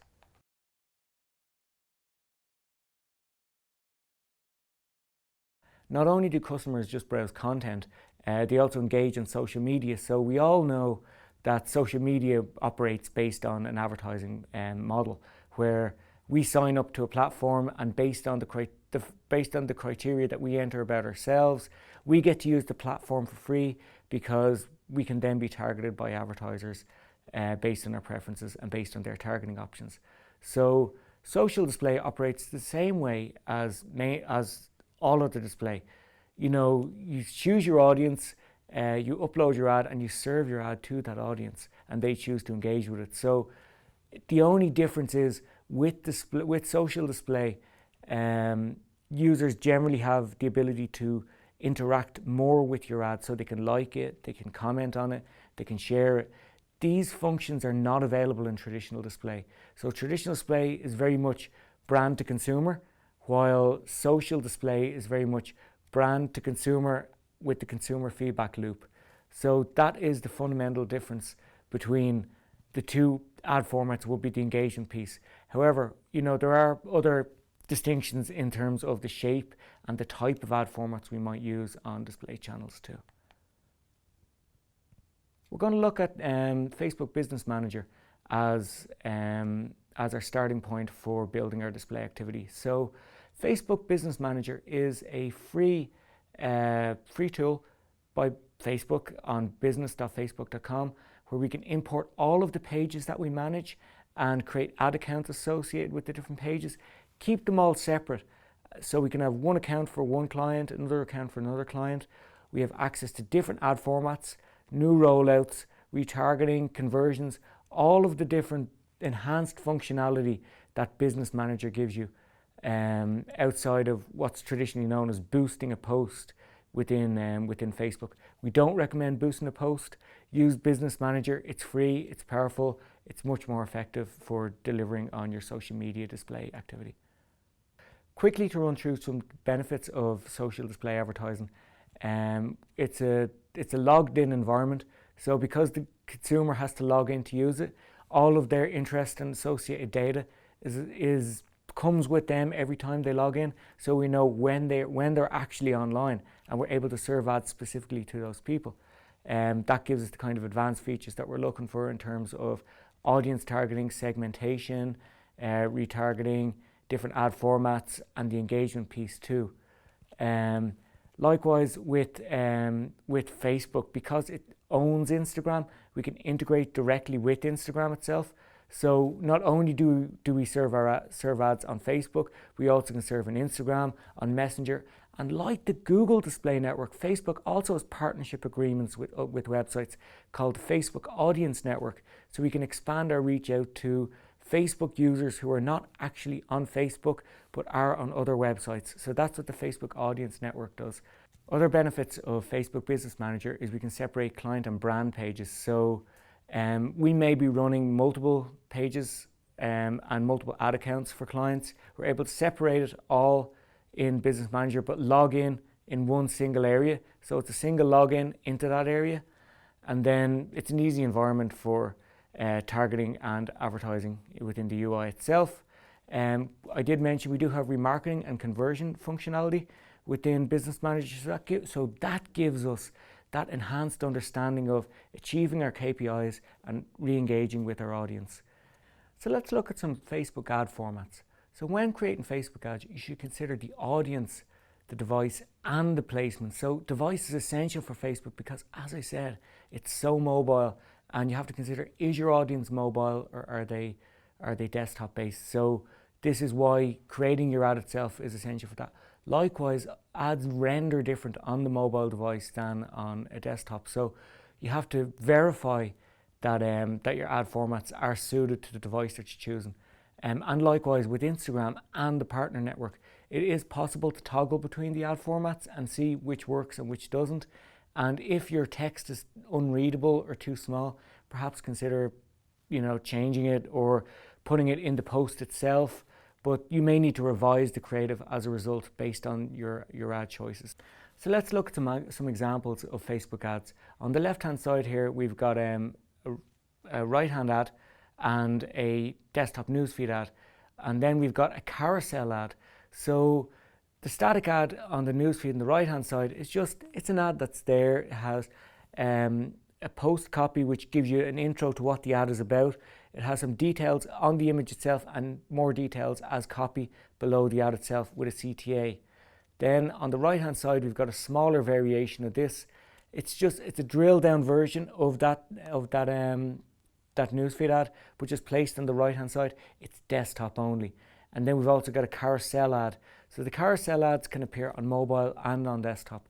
These are ads that will contain multiple ad units, and you scroll across on your mobile device and can flick between products or flick between news segments or whatever it may be. Whatever is contained in those ad formats, we can sort between them. So if you want to target one particular audience, but target them with a number of products or a number of different messages, perhaps a carousel ad is the way to go.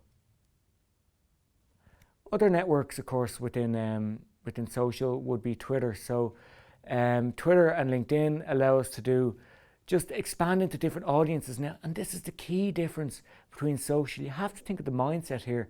So with the Twitter audience, you might be buying access to a conversation around a TV show as people double screen, or access to followers of certain handles.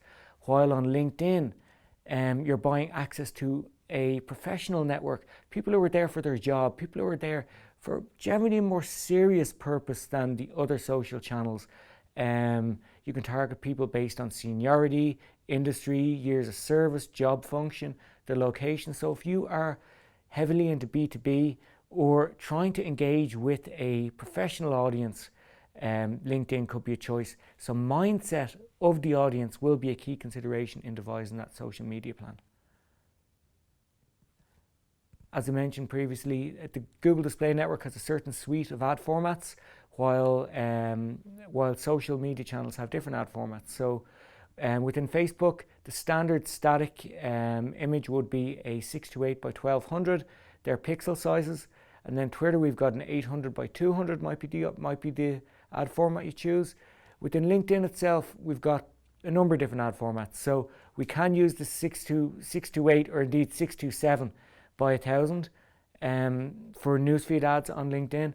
There's also the mini text ads that appear on desktop over on the right hand side. They're 50 by 50. It's usually enough just to fit your logo in.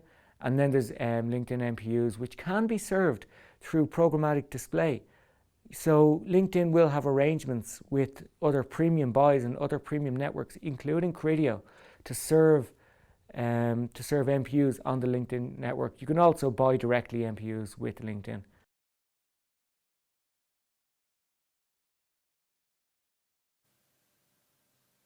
An important part of display activity is to consider that display isn't simply just banners and those type of ad formats. We also have social display, and an important part for social display for reach and for targeting is Facebook Business Manager, because that's where we can manage our Instagram and our Facebook advertising to our logged in audience.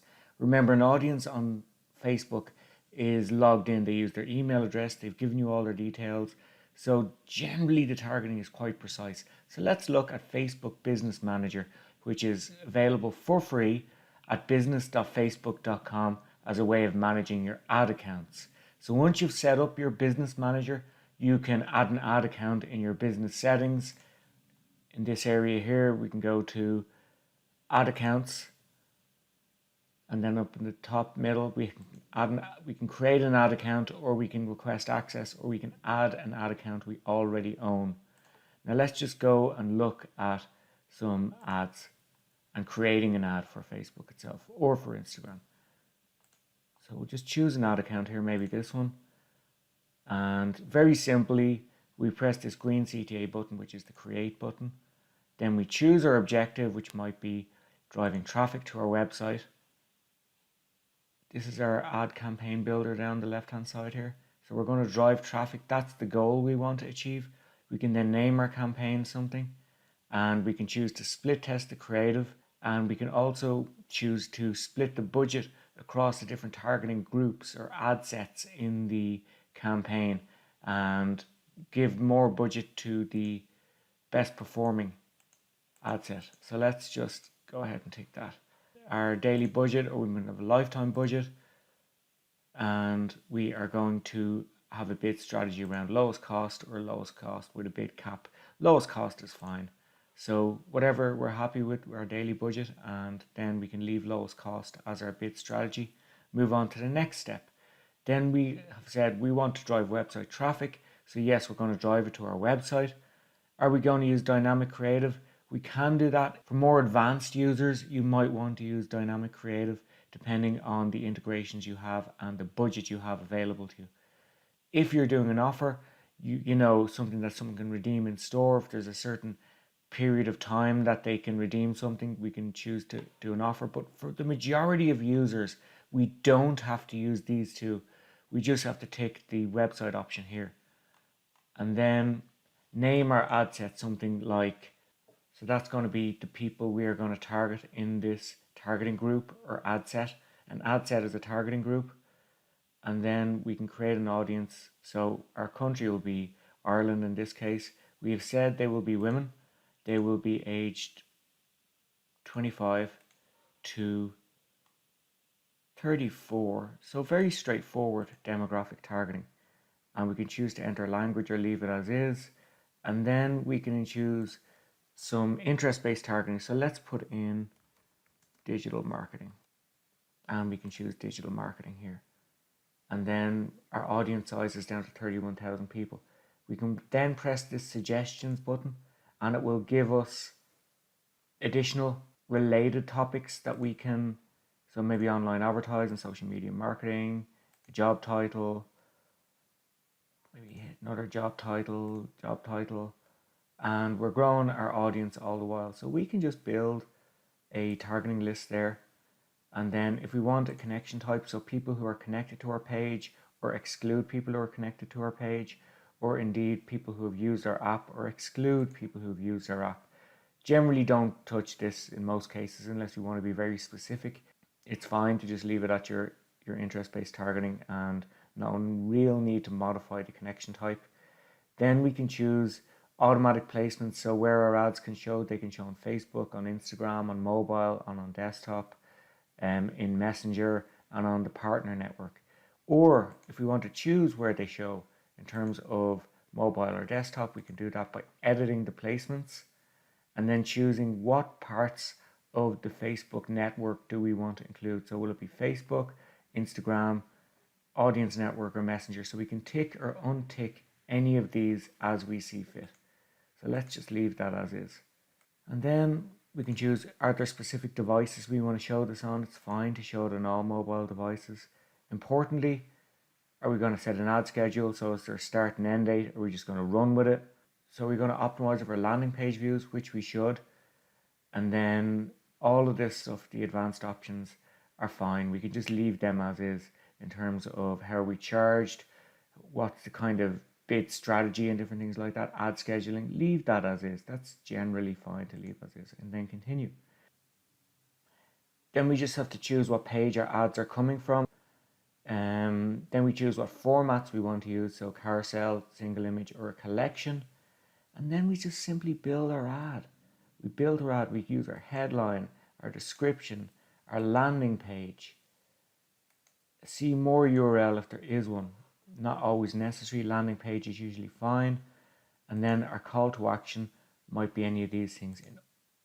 In order for us to track our Facebook activity in programs like Google Analytics, we can use a URL parameter.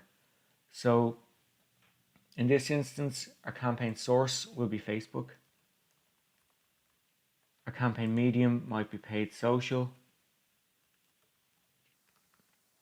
And then our campaign name will be Facebook, women aged 25 to 34, digital marketing interests. So when I look in Google Analytics, I will see that my campaign source is Facebook, my campaign medium is paid social.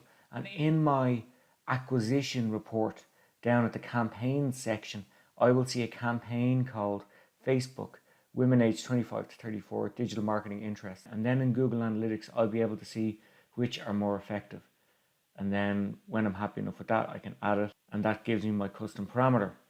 Then when I'm happy with my ad setup, I simply confirm it and launch it. And that's how you very quickly use social display as part of your display mix within a digital marketing strategy.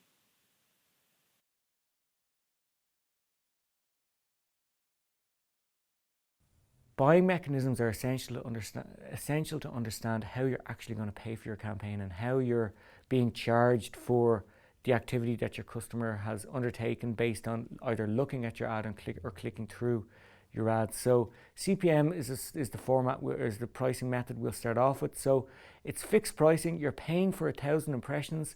It's generally associated with premium display. You can do it on the Google Display Network. It's not the default option, but you can do it on the Google Display Network. Essentially, you're just paying to serve ads.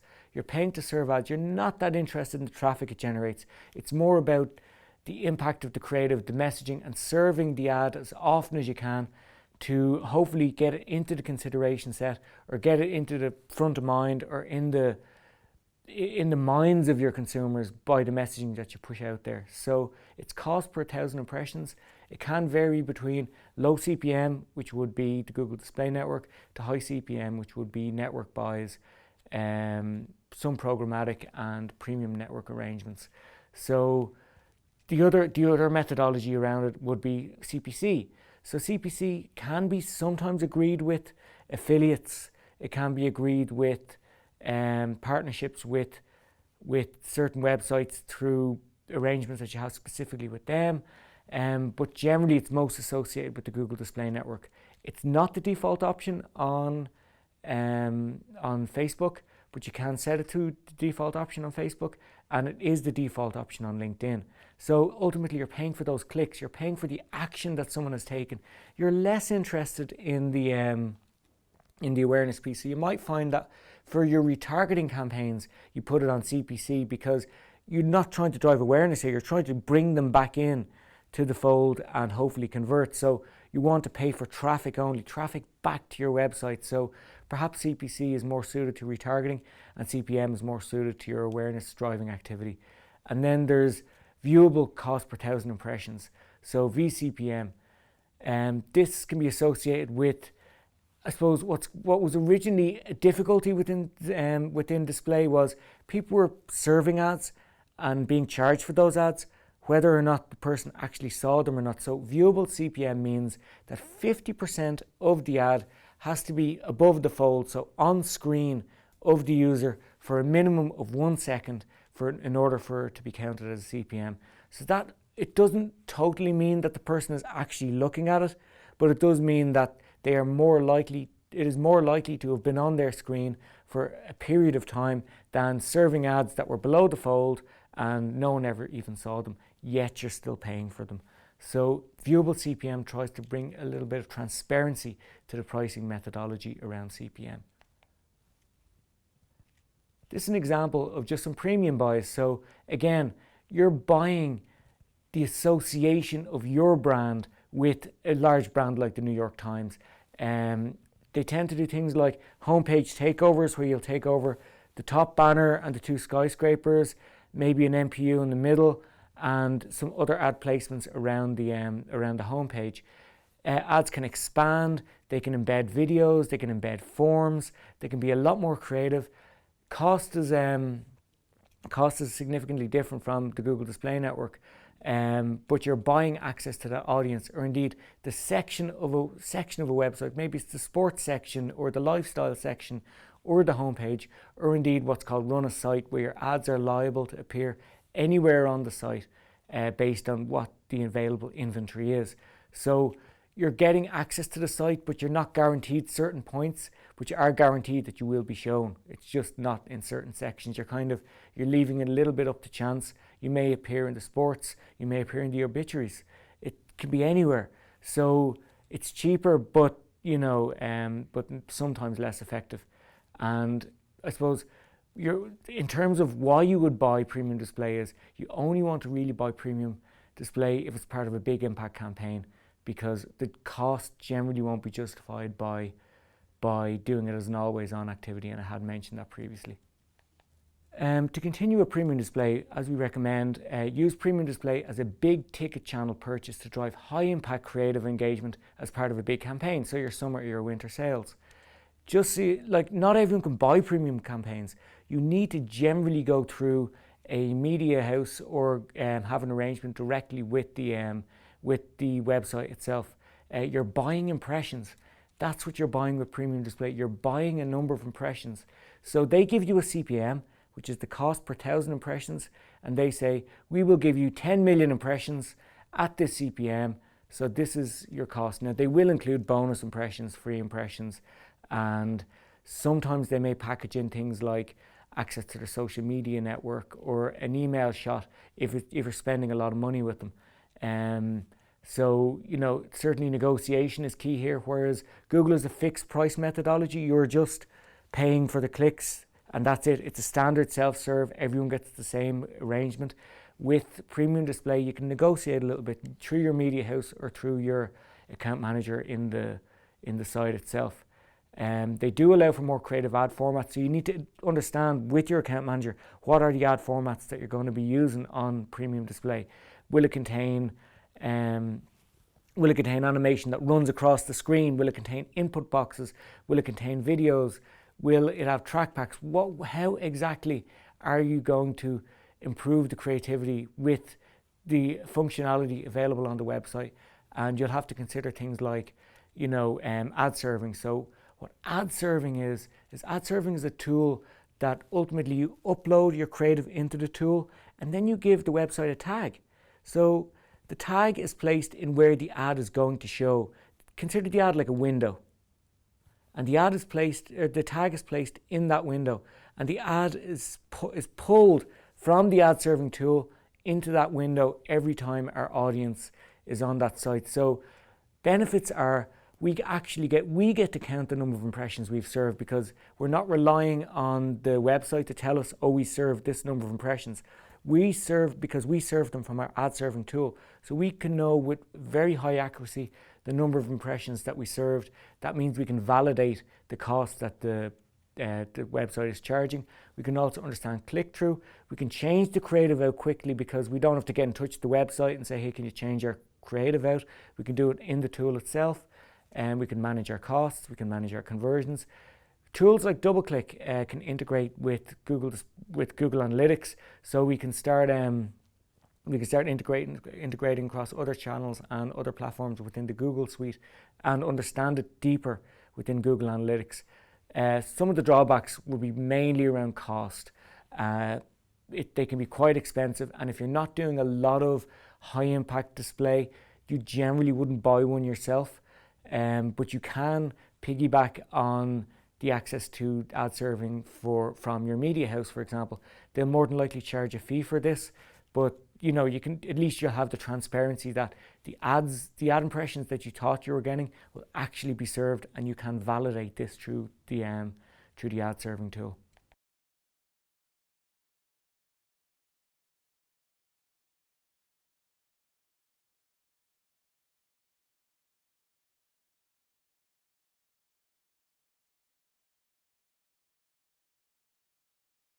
There are two types of YouTube channel available, depending on whether you're an individual content creator or you plan to operate as a brand online.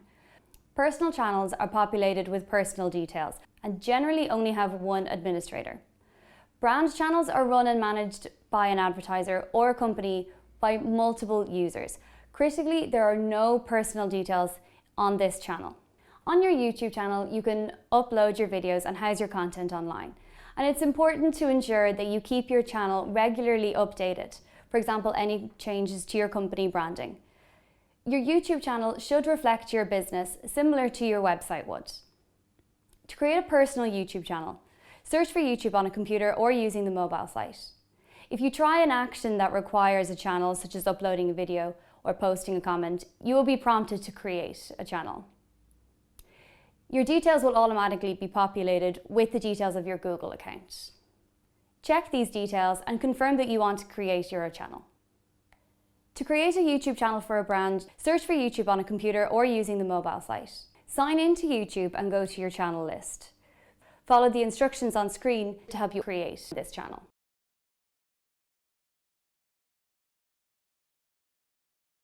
When you sign up for a Google account, you can then go to youtube.com and set up your YouTube channel.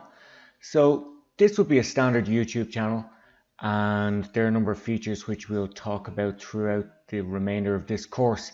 Let's look at beginning with uploading a video. So this is where you upload a video. You click on this button up in the corner and then you upload video. It then takes you to this screen where you can select your file to upload and then choose whether it will be public, meaning everyone can see it. Unlisted means it's viewable but only by those who have the link. Private means it's viewable only by certain people, and scheduled means that it is to go live. So let's upload a video. And then we choose our video and we press OK. So as YouTube starts uploading the video, we're able to optimize our description, our title and our tags in tandem with our upload. And then when we're happy, we can press publish. Then when the video is uploaded, we can go ahead and publish it. Currently it's saved as a draft, so it's not live just yet. At the bottom, we can choose a particular thumbnail. This is our starting screen.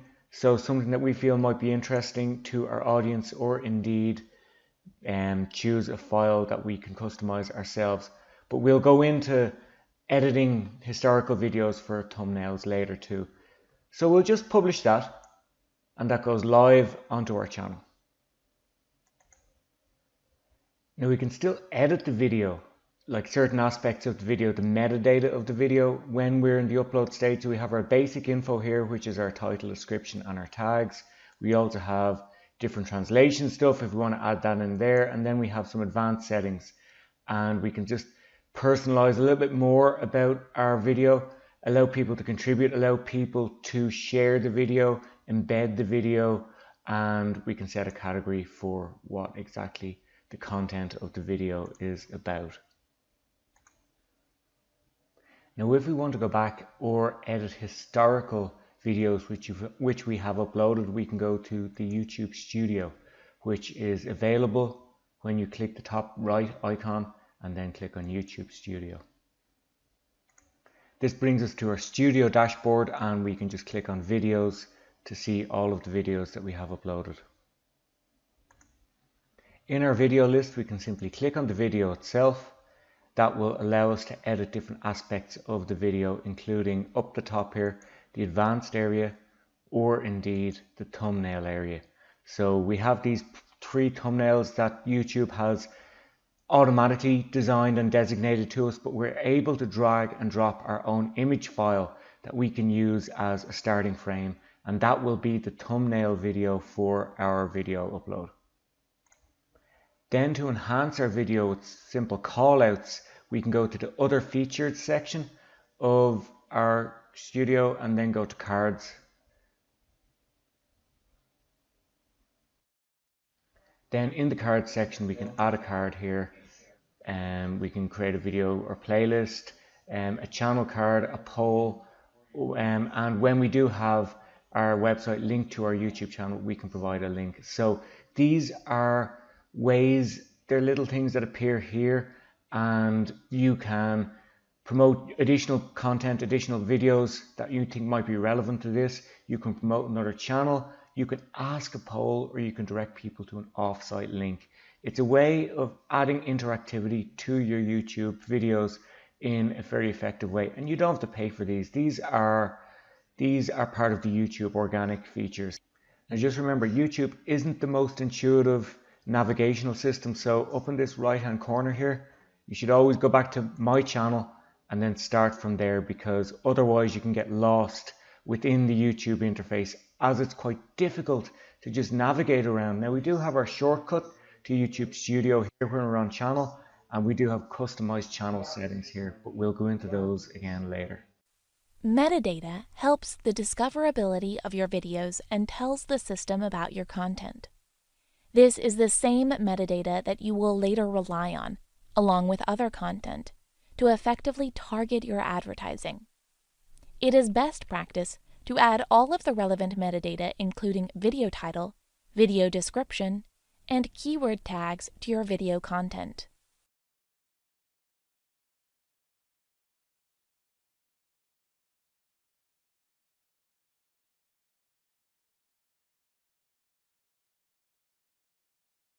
What are video thumbnails? Video thumbnails let viewers see a quick snapshot of your video as they are browsing YouTube. Follow these steps to add a thumbnail to your video. 1. Sign in to YouTube. 2. Go to Creator Studio, Video Manager. 3. Next to the video, click Edit. 4. On the left of the preview screen, choose a thumbnail. 5. Click Save Changes.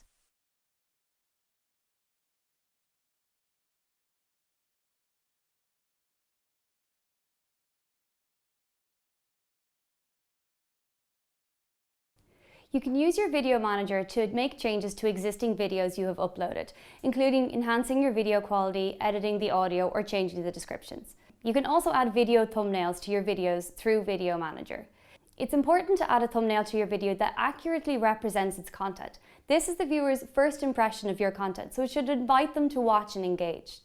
You will need to verify your account to upload custom thumbnails. Verification just proves to the system that there's a real person behind this channel. To drive further engagement, you can add YouTube cards to your video. With these, you can add a link to click through to your website, videos on your YouTube channel, a playlist on your YouTube channel, or link them to your YouTube channel to view more.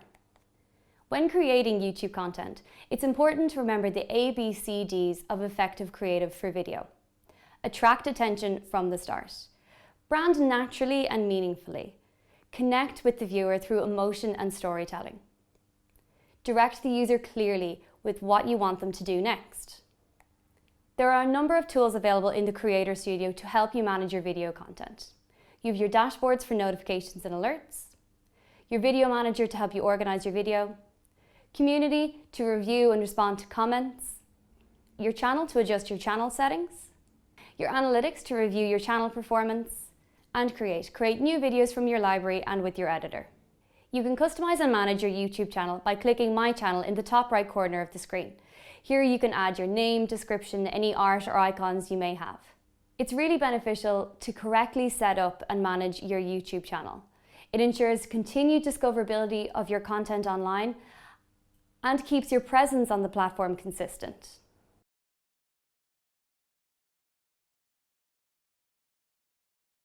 You can analyze your video performance using YouTube Analytics reports. These reports are generally most important for content creators who rely on the organic success of their videos and are on the receiving end of YouTube advertising. There are earnings reports, which include estimated earnings and ad performance, watch time reports, which include watch times, views, traffic sources, and audience retention. Engagement reports, which include subscribers reports.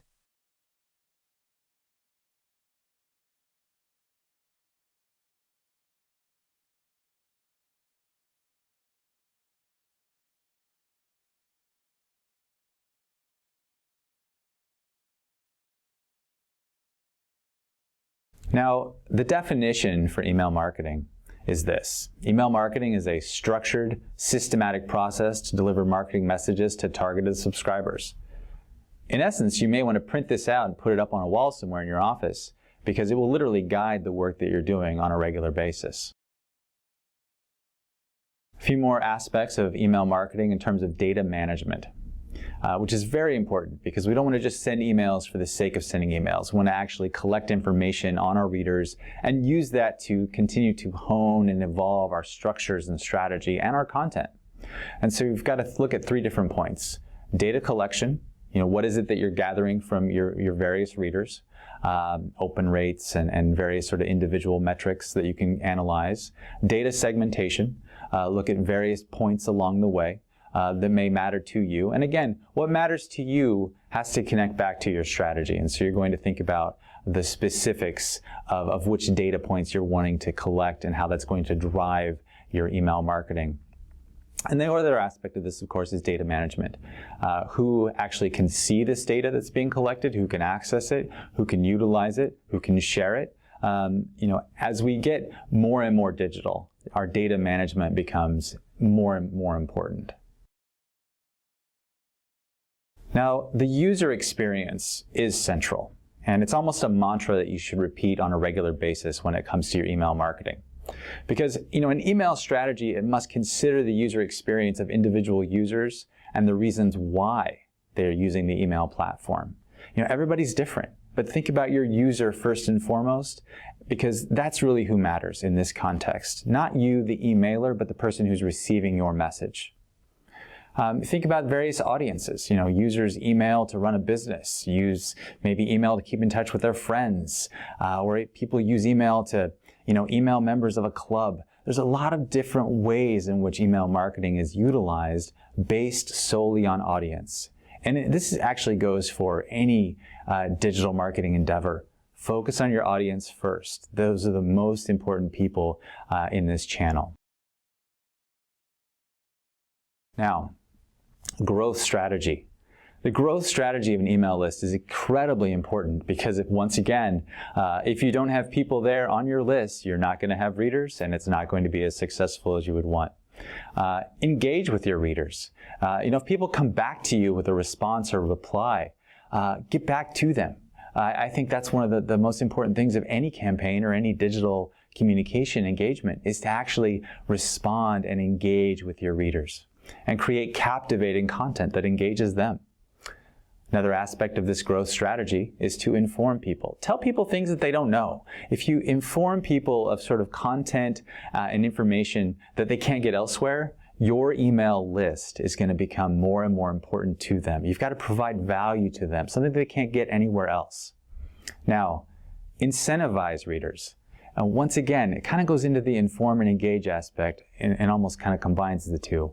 But incentivize them. Once again, what motivates them? What are the things that will get them to click on your message and read through it and engage with your content. Either click through and engage in some sort of activity like buying something that you're advertising or promoting, maybe subscribing to another list or joining an event that you're putting on, or just being a regular reader and maybe someone who then disseminates and cross-pollinates and shares your content, which kind of goes into the idea of cross-selling. Everything is connected digitally, and so your audience, the people who read your emails, they become your sellers. They become the people who help cross-pollinate your content. Make sure that your email lists are easily shareable. Make sure the content is segmented in such a way that your email lists are easy to cross-sell.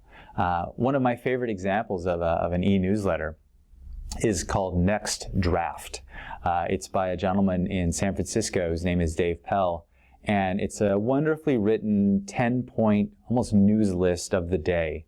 And he has segmented out his emails so that each sort of bit of content is easily shareable, easily linked to, in such a way that if, for example, I read something in his email, I can then tweet it out or share it on Facebook or post it on LinkedIn or put it somewhere else, or just email it to a friend. That ability to cross-sell his literally engaging, informative content, it then incentivizes me to do something with it. And I would definitely suggest you take a look at Next Draft, not necessarily because of the content, if news and current events aren't something you want to look up, but look at the structure, look at the way he puts it out there, look at the way he has created something like a WordPress blog that kind of goes along with his email strategy, which works really well for him. Now, aligning email with strategy, branding your email, making your email connect with your brand. I think that's one of the things that has to be sort of at the core of what you're doing. Because again, if you have your brand over here and your email is over here, it's not going to connect. And as a reader, I want to make sure that I'm acknowledging or familiar with the brand that you're putting out there. And so you want to have the sort of sense of your email design that it connects with your branding strategy. And then ensure that you're communicating a consistent brand message and experience across all your communication channels. And that will go really well for you as a company. You'll see that the best emails in terms of email marketing are the ones that connect brand with strategy and then deliver that as an output via their emails.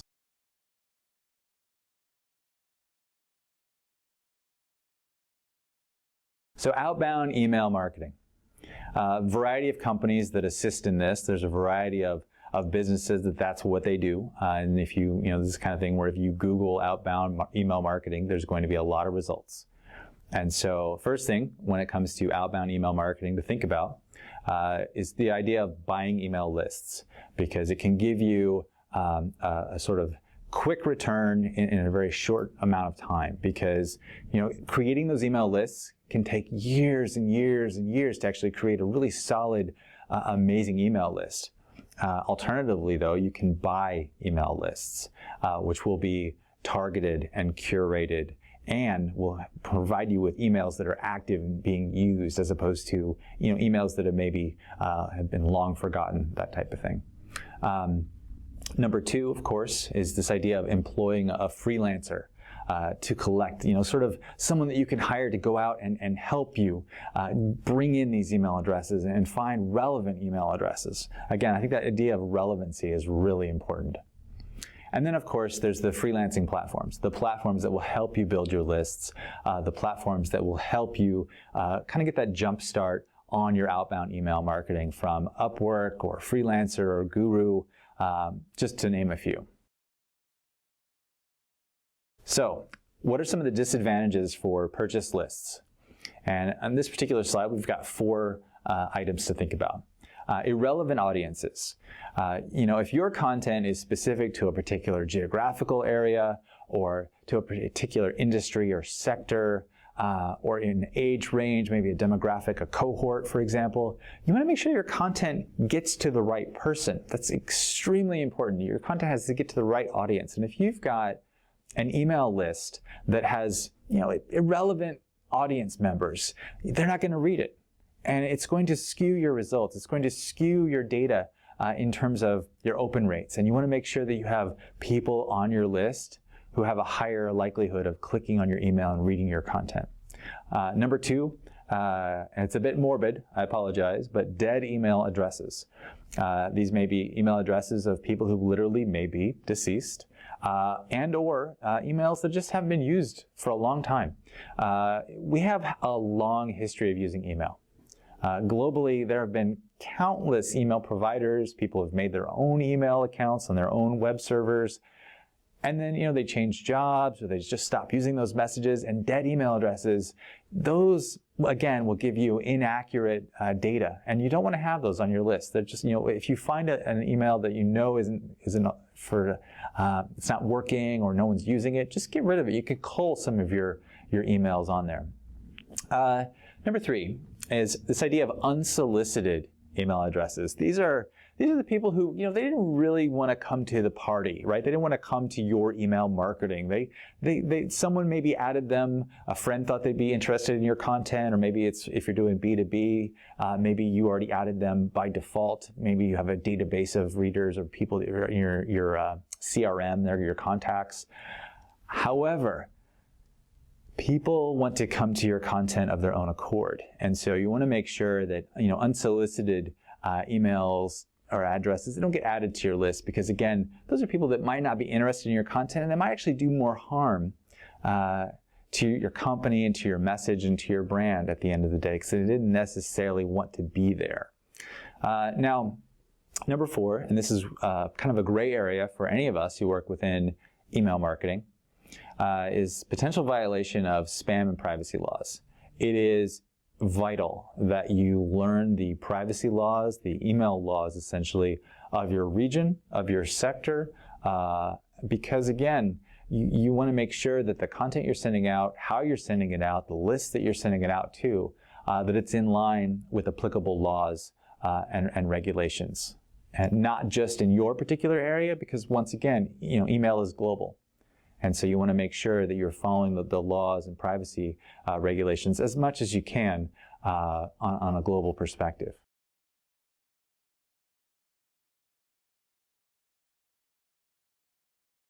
Now, when it comes to inbound email marketing, you want to attract customers to regularly subscribe.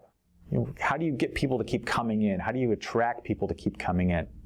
Now, there's a few elements to this, and of course, this list is just a snapshot of some of the things you can do. One thing you can do, though, is create a free guide directly related to your business. It's sort of an exchange. You say, we'll give you this information, this PDF document, or an infographic, or some element of content related to the business, related to the sector, in exchange for a few details about you. And then a little checkbox to say, would you like more information? Would you like to subscribe to our lists? It's sort of I don't want to use the phrase quid pro quo, but it's an exchange. The other thing is lead capture forms. Once again, whenever you're creating your leads, your lists, you're doing lead generation, you want to capture email in there. You want to capture as much detail and information as possible about potential readers. And then, as I mentioned earlier in the example about my blog, email subscription forms. If you are trying to build a relevant list of readers, you essentially would like to put your email subscription form in as many places as possible, because you want people to see this. You want people to share it to their friends and say, hey, I'm reading this amazing email that is relevant to our sector, relevant to our industry. You too should subscribe, and make it really easy for your readers to essentially, in a grassroots method, share the word about your email and your email list. So what are some advantages to inbound email marketing? Quite a few, actually. Inbound email marketing is more effective as the customer, once again, chooses to hear from a business. That idea of choice is very important. This leads to greater engagement levels. I have chosen to come in. It's like when you walk into a store. You've made that choice as a customer, as a consumer, to walk in, to physically engage with this content. Build a relationship with highly qualified leads, and then form that strong brand community. If people feel like they are part of an inside group, they're getting content that no one else can get. I subscribe to a lot of professional colleagues, people who have really taken the time to build email newsletters, in this sense, that give me information that I might not be able to just find on my own very easily. And they've done such a good job of curating this information for me that their email is something that I look forward to on a weekly basis. And then user engagement can be benchmarked against sales revenue to measure effectiveness of email marketing strategy. I think one of the things that we always have to challenge ourselves with when it comes to email marketing is to connect the dots. Connect user engagement to sales, and as well as sort of how it all leads and connects to our email marketing strategy. Because once again, we're not just doing email for the sake of doing email. We're doing it for revenue generation or content sharing and creation, or maybe it's connected to an ad campaign, that type of thing. There's a lot of reasons why we do it, but it has to all be connected and then benchmarked and using our data that we collect from, as I've mentioned earlier, something like a MailChimp, which gives you amazing analytics. A lot of email companies, they have to give you analytics these days because, once again, as I said, it's not just about sending out emails. It's about collecting information that you can then utilize to connect back to your purpose and your strategy and your goals.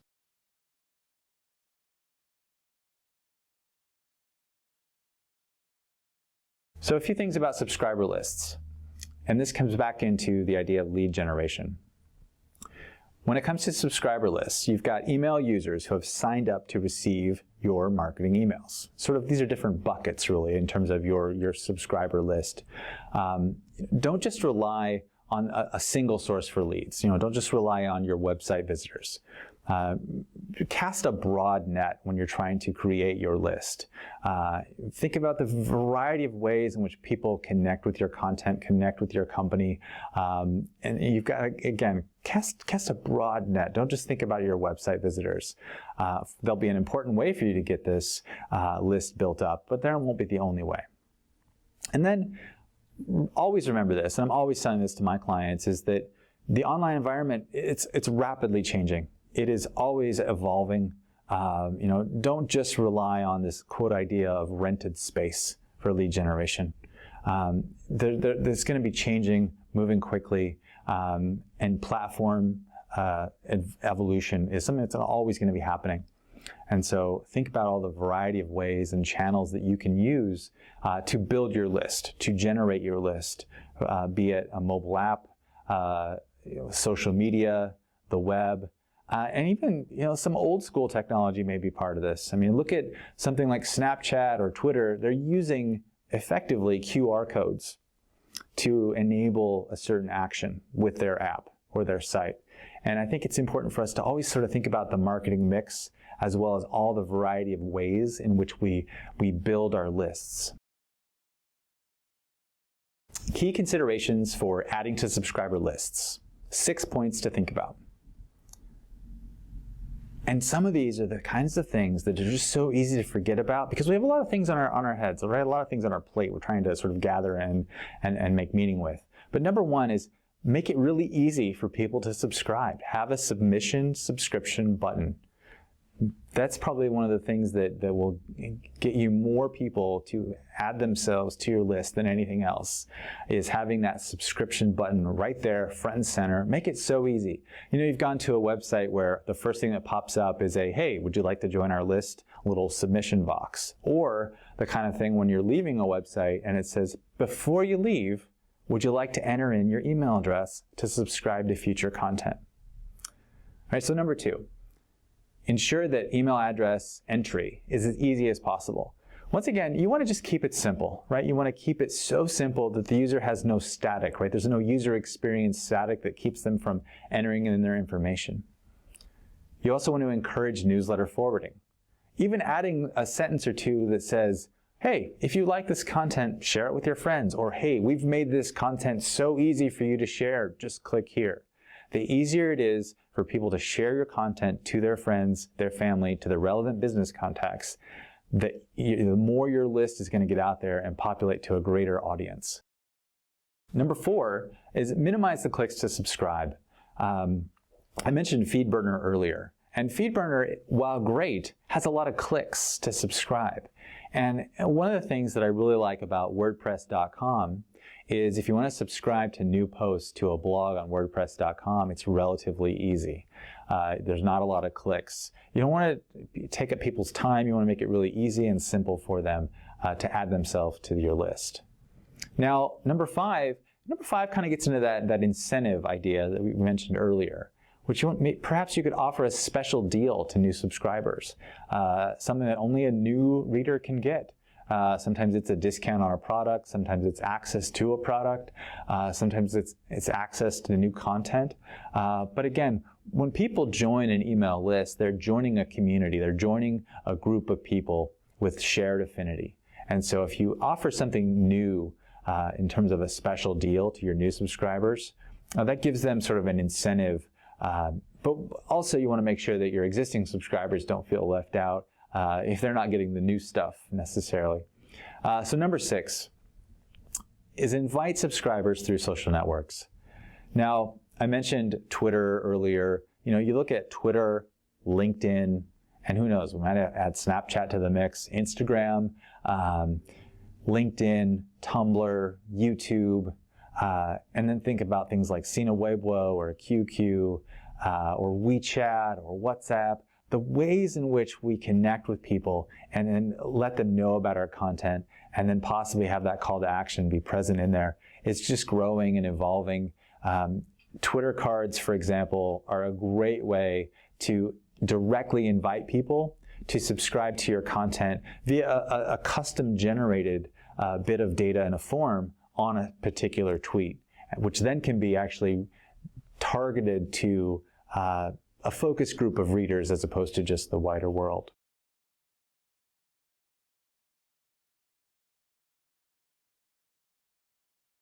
So, persona development.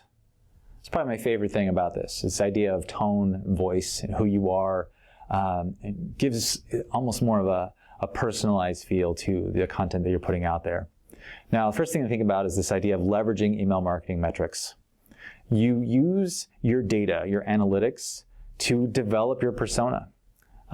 Because again, looking at just this particular slide, things like email client, what client are people using? Are they on a mobile device? Are they on a desktop? Looking at your clicks, did people click on certain bits of content, certain elements? Did they ignore other pieces of content? Look at your open rates, time of day, when did people open your content? Everyone looking at it in the evening, in the morning? Is it kind of across the board? Devices, from iOS to Android to desktop, PC to Mac, that type of thing. And then location, where are they located? Because once again, it can give you a clearer picture of your audience, which will then help you kind of just tweak and mold and create a voice that fits well with your readers. And you call it persona development, you might call it voice, you might call it tone, but use your analytics, use your data to help you create that persona. And now we're going to talk about dividing databases, or some may call it segmenting. Now, a few things to think about when it comes to dividing databases. Improve targeting. Identify differences between the average persona of your existing versus target database.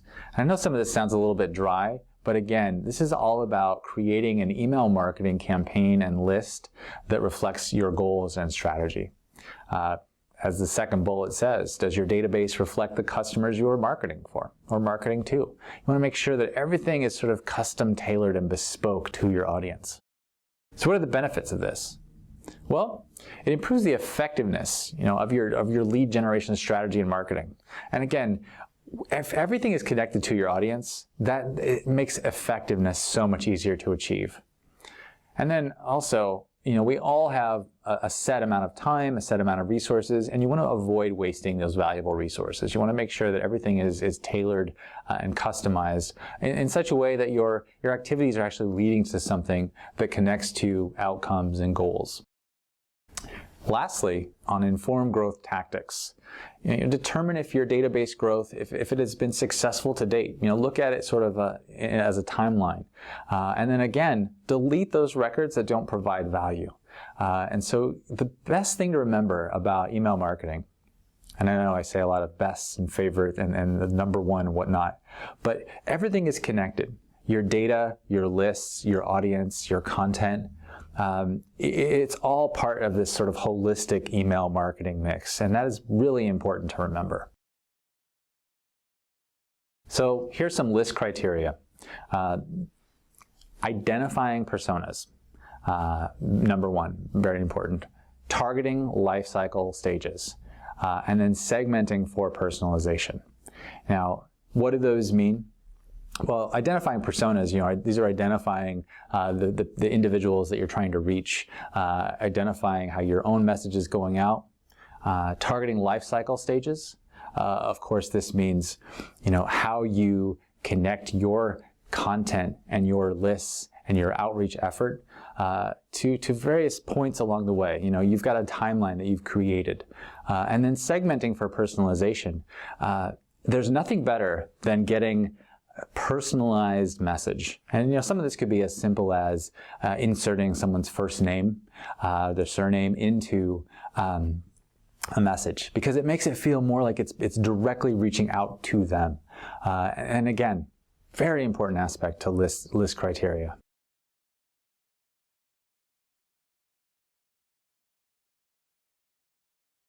So, some types of emails.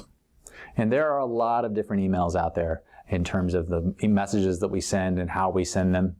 So I'm just going to go through a couple different kinds that you may want to think about. The number one are blast emails. And this is an email containing a message with just a call to action, or a CTA, sent out on a list of contacts with this sort of predefined criteria. That's you blasting it out to everybody, hitting the button, and it goes out to a bunch of different people. And there's a specific call to action, and that's it. It's just a single one-off blast message. Now, the other type of email is called a drip email. This is an email which is delivered on a regular basis, and it sort of builds up this larger sense of communication and community. And so, you might be sending this message maybe once or twice a week. The frequency and the regularity of it's going to depend on your goals, again, your outcomes, and your audience in terms of what they're doing with your email. Now, the third one here is probably the most popular, at least in this day and age, that we've seen sort of the most growth in, is the newsletter. They've been around forever, but their efficacy just continues to amaze people. And the newsletter specifically is an email containing news and updates that have to do with the industry or the company. And sometimes this is where you get into the stuff that only your subscribers can get access to. That sort of in-group, specific, honed content or information that makes your newsletter, once again, worthwhile to subscribe to. Now, the thing with these three different types of emails, from blast emails, drip emails, to newsletter, you may end up using all three with a variety of components of your email list.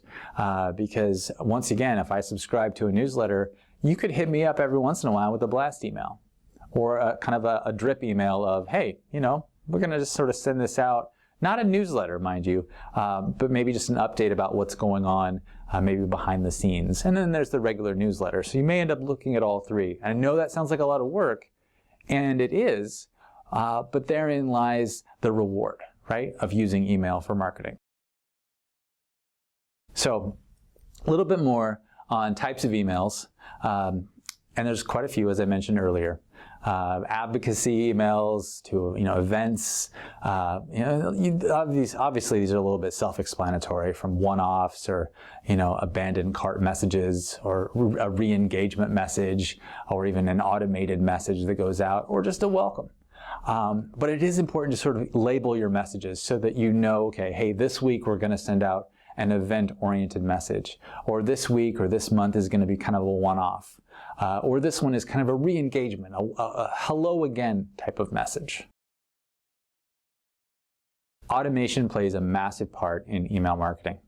And there's a few different things to think about when it comes to automation. From welcome emails, which of course you don't want to have to send a welcome email every time to someone manually. You want to automate this process, because again, these are the kinds of emails that you'll curate them, you'll create a bespoke message that goes out and say, hey, welcome to our email list, welcome to this or that, glad you're on board. Some event emails may be generated via automation. some abandoned cart emails, sort of the, hey, we noticed that you were looking at this particular item. Are you still interested? Would you like to come back? Would you like to re-engage with that product? And abandoned cart emails, you never know what a reader's going to think with that. I think sometimes, when it comes to that technology, just kind of play it by ear, see what people say to you. Really listen to that feedback on abandoned cart emails. And then re-engagement emails are the hello again, glad you're here, haven't heard from us for a while, or maybe we just wanted to check back in with you. These are things you can automate very easily. Now, we talked about automated emails. Let's talk about one-off emails. These could be advocacy emails saying, hey, we've got a campaign running about a certain event, current things that are happening, newsletters, and then some event emails yet again. And so, automation can enable you to keep up with the churn and volume of your emails in such a way that you don't have to have this sort of manual process of sending it out or hitting a giant button every single time, and it can provide a lot of value to your readers and to your audience.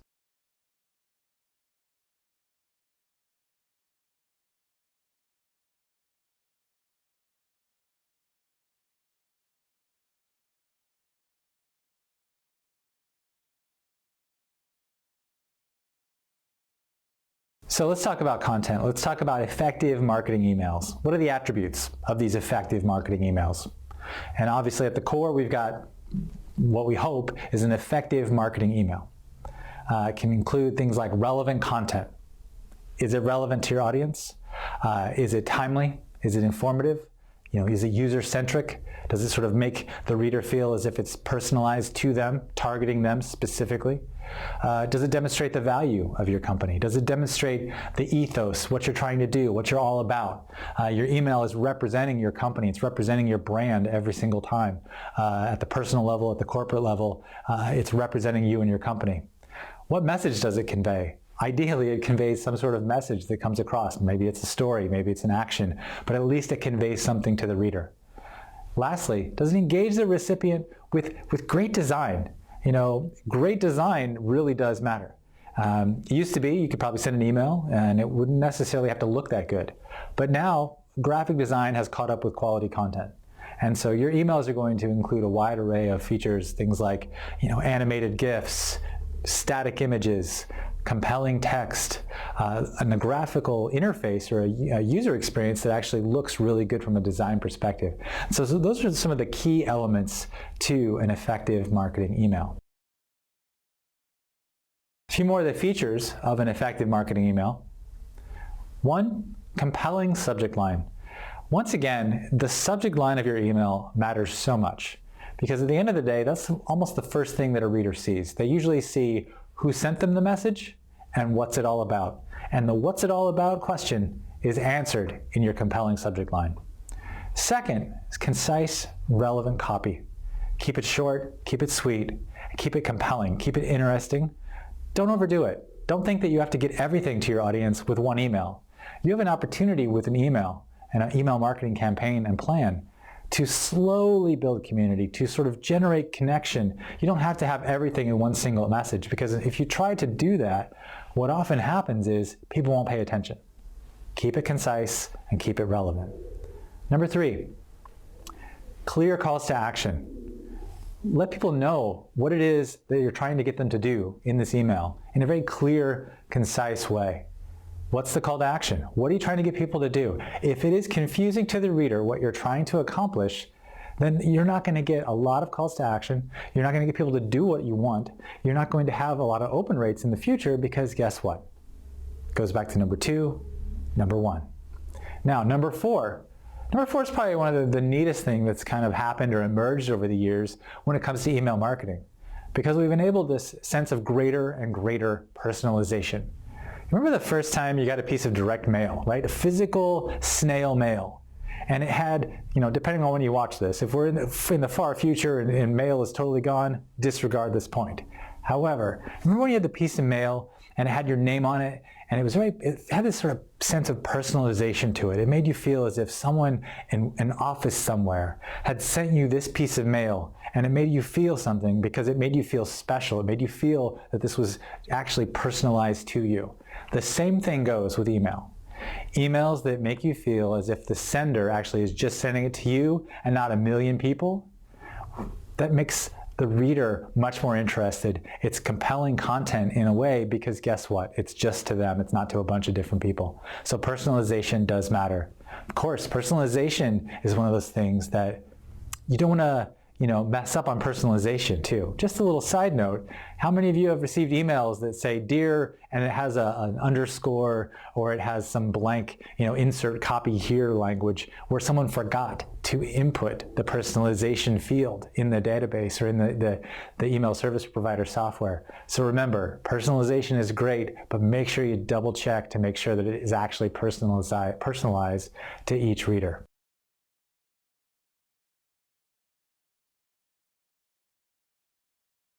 Okay, effective subject lines.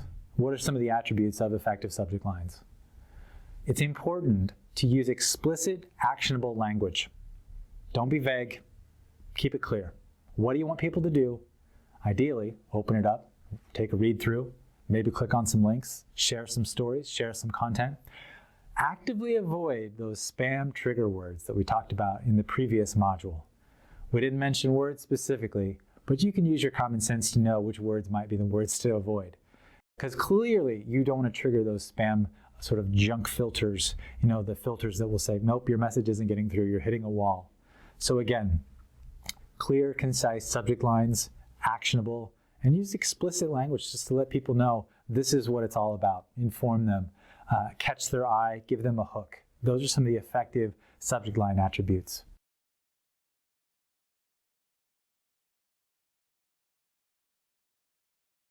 The more personalized an email, the higher your chances for increased click rates, getting more people to click on your email and to click within the content of your email because, again, it is tailored, it is bespoke, it is customized for those individuals. That sense of greater relevancy, as point number 2 says, is it relevant to me? I only have a certain amount of time during the day, the week, the month, the year. And relevant content is what I'm looking for. Don't waste my time. You don't want to waste the reader's time. You want to make sure that things are tailored to them. When you do this, when it's more personalized, you're going to have a lower incidence of spam, right? Spam complaints. People won't be saying, hey, this is spam. You don't complain that something is spam when it's relevant to you. And then last but not least, and perhaps one of the more important aspects of this, is greater customer acquisition. If people see content that is more personalized to them via email, as I said in my previous example of the fashion, my wife and myself, you would acquire me as a customer if you provide me with material and information and products and services that are relevant to the things that I might want to buy and acquire and engage with. So segmentation from an aligning content perspective. Here are 3 different individuals, Christina, Dave, and Amanda. These are sort of our case studies, right, of how you segment, how you align. Because again, Christina, Dave, and Amanda are 3 different people, 3 different unique individuals with interests, likes, dislikes, preferences, etc. You've got Christina, she's 21 years old. She lives in a rural location. She likes sports, and she's a student. Dave, on the other hand, is 35-year-old. He's a parent. He works a part-time job. And he likes craft and home improvement, kind of his hobbies, right? And then Amanda. Amanda is 40 years old. She's career-driven. She's single, no children. She likes travel and motoring. These are 3 disparate individuals who have very different likes and dislikes. When you segment their content from your email list, you're going to provide them with much more relevant, much more personalized information. Because that's what we do. In every context, we always segment. So remember this with your email marketing. Align your content to the individuals you're trying to reach. If you send content to Dave that was tailor-made for Amanda, it's not going to work. If you send an email to Christina and it's about craft and home improvement, when she wants to know about sports in a rural context, No, you send that content to Dave. Dave is your craft and home improvement guy. Or you know what? Travel. Amanda likes to go around the world, so you send her information relevant to travel if that's the industry, if that's the list that she's on. Now, my mom studied English at university. She's a stickler for well-formatted copy. Now, she might not have said that when I was a kid growing up, but she was all over me when it comes to grammar and spelling. And so here's the thing. What are some of the qualities of well-formatted copy? Well, one, use of headings. You've got to break your email down into digestible components. Make it almost like a miniature blog post. If you look at what makes blogs successful, it's been the way they enable people to digest content in ways that are just easier to read and easier to segment out. So you think about a single paragraph style. If you look at most journalistic entities on the web, they're using a single paragraph style. Not because it necessarily aligns with the old sort of copy rules of the day, but because it's far easier for people to read and digest a single paragraph style. Keep uniform link color across the board. Don't use a rainbow of colors for your links. Every link should be the same color, letting the reader know this is a link that I should click on or that I can click on, and then leaves them no room for confusion. Lastly, create a balance or a harmony between imagery and text. You always want to have this balance, right? You don't want to have too much imagery and keep like a few lines of text because your text will get lost in all these images. And vice versa. If you're going to use important imagery, don't just bury it under mountains of text. So think about how you segment your content, how you chunk it together. What is well-formatted copy? Well, it is these 4 different things. And so always keep these things in mind. And a great way, though, if you want to sort of see who's doing it well and great examples, look at blogs, look at industry, look at the sectors in which you work, and you'll see countless examples on the web and on mobile of easily digestible content. So headings. What makes for a compelling heading? Getting people to read and sort of look through your content within your email. Well, also via your subject line, not just the body of the copy in the email. So the first thing would be the question. These are the subject lines that ask a question, hinting at the fact that there's an answer in the actual email. So you hook people in by asking a question but not providing the answer, and the answer, of course, is in your email, which is a great way to engage and compel someone to click through and open up your email. Number 2 is similar, and it says how to. And it's almost asking a question like how to do this, how to do that. Well, you want to learn more, you have to click the email. You have to go in, you have to dive deeper. Number 3 is the announcement subject line. The announcement subject line is the kind of subject line that says, hey, guess what? This just happened. Celebrate with us, or here's something new we're launching. It's something never before seen. And it's kind of like what's happening behind the curtain. We'd like to announce it to you. We'd like to show it to you. Another subject line, which kind of goes hand in hand with the popular format of making lists in blog posts, is the number subject line. The number subject line basically says, hey, we're going to create a subject line that says 7 things that something, something, something, etc. Most people want to know, well, what are those 7 things? I'd like to know. The number subject line is another way to hook the reader into going into your content, right? Because that's the number 1 challenge, is getting through all the static and all the emails and all the messaging that everybody's getting. So the number subject line is a great way for you to hook people, get their attention. Number 5 is the curiosity gap. Create a gap, create some curiosity, right? Sort of tease the reader with something and then say, you want to fill in the gap. It's in the email. That's the curiosity gap. Again, anytime you can compel someone into thinking, I wish I knew more about this, that's going to lead to a successful subject line. And then there's the personalized subject line. The personalized subject line, I will say, that doesn't get used as often, not yet anyway.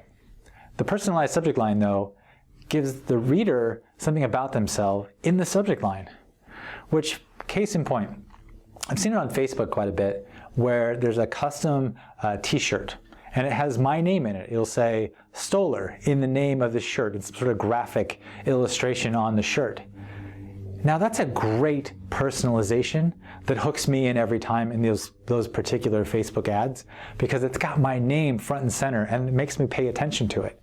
The same thing goes for an email that goes out. If it has someone's name in the subject line, like, hey Eric, this post is for you, there's a greater chance I'm going to pay attention to it because it feels a little less formal. It feels more personalized. It feels as if it came from a friend or a colleague or someone that I already know really well. So some things to think about when it comes to formatting.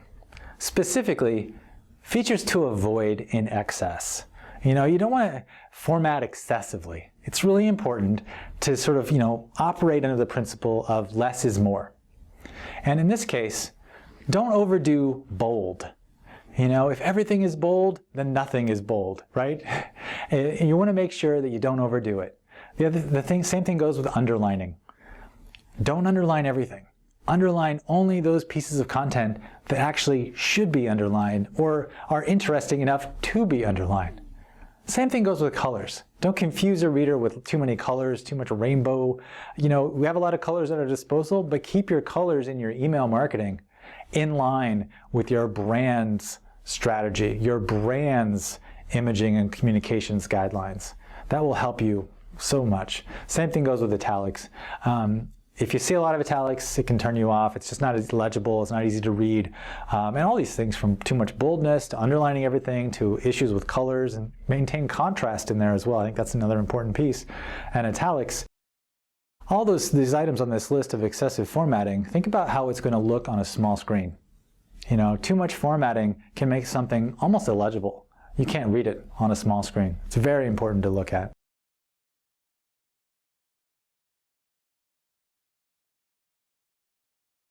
What do you do about simple personalization? Well, what are some personalization tags? Now, these are obviously dependent on data that's collected. You can only personalize if you have data on people that you can use when you create these templates. Most of the time, you're going to have a first name, you're going to have a company name, and you're going to have a job title. So in my case, it would be Dear Eric from Inside Higher Ed, Higher Education Consultant. It's a little boring, but again, you get the idea, right? You could say, Dear so-and-so of this company, this is your job, and guess what? The more detailed, the more information you have on someone, the more you can personalize it. And I have found that the emails that I tend to open and am consistently captivated by are the ones that show a great amount of personalization. So dynamic content, let's talk about that, how that really plays into personalization. So the utilization of dynamic content has been around for a long time in many different facets of marketing. Now, from an email template perspective, there's certain things to think about. One is the purchase cycle. Are your readers purchasing certain elements or certain items on a regular basis? And you then can put up an ad relevant to those purchases. Or to say, hey, we know that you buy this from us every few months. And as part of that, we're also going to suggest maybe you might be interested in this because we know what you've been up to. And that kind of plays into subscriber behavior. If a subscriber consistently clicks on the first 2 stories or the first 2 items in your email, maybe the stuff at the bottom isn't as popular, or maybe you should flip it around a little bit. See if, it's kind of like A/B testing, because at the end of the day, it could be the case where people just aren't getting through your email because it's too long. Or maybe the graphic at the top is something that's always been compelling and they just never made it past the bottom. And you just think about that in a mobile context and it gets even more messy, because guess what? That graphic could fill the whole screen and they may never even realize that you had more text near the bottom of the post or bottom of the email.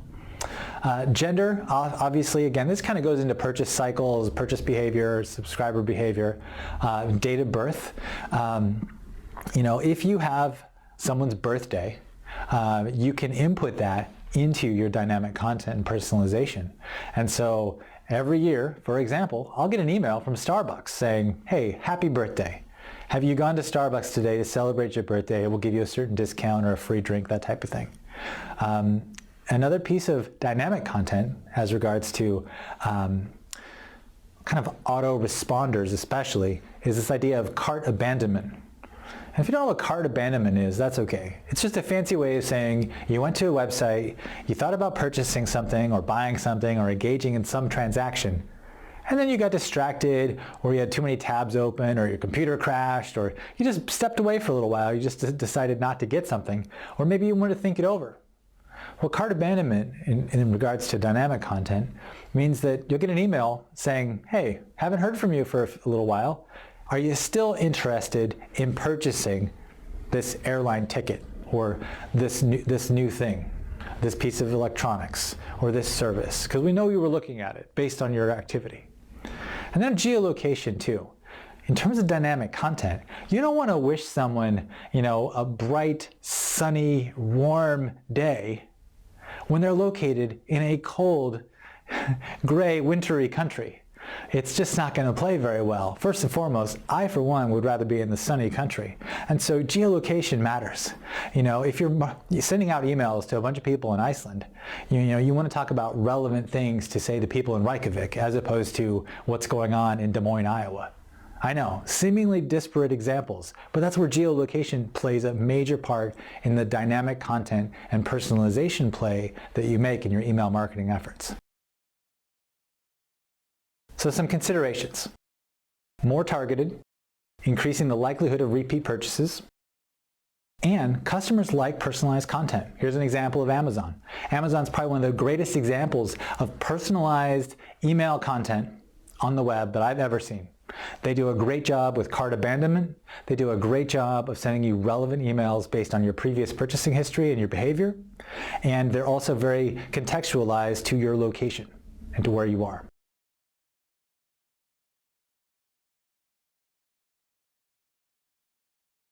So some calls to action, some approaches. One is a single offer with one call to action.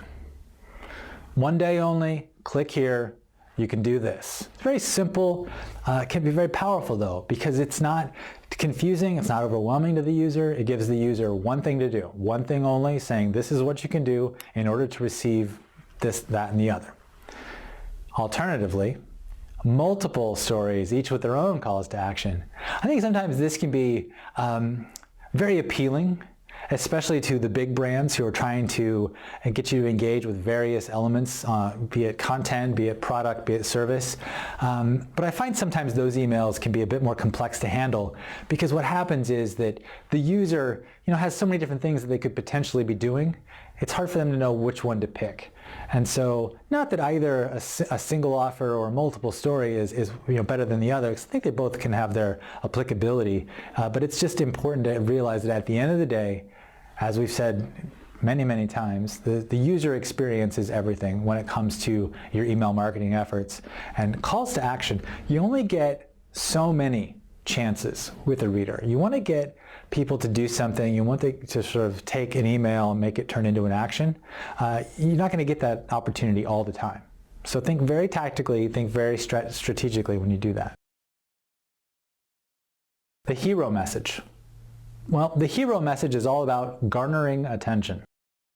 A hero message emphasizes the main goal of an email marketing campaign. Here in this particular example, it says products to power your online visibility. Bam, it just says what you need, what they do, no questions asked. There's nothing vague about this. It tells you, why you would interact with them, why you would engage, what's the value to you as a consumer. The hero message is one of those things where it's all about the attention, right? And you want to get as much attention, because attention is everything, as we know in this industry. And email marketing is competing for eyeballs. You are competing for people's attention. And so remember that the hero message can be a great way for you to garner attention.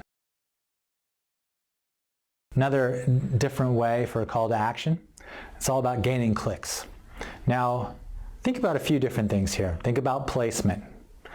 Where do you put the call to action in the context of the user experience? This is where marketers and communicators and strategists really need to align with user experience and graphic designers, UX, UI individuals, because again, where you place things, how you place it, the design does matter.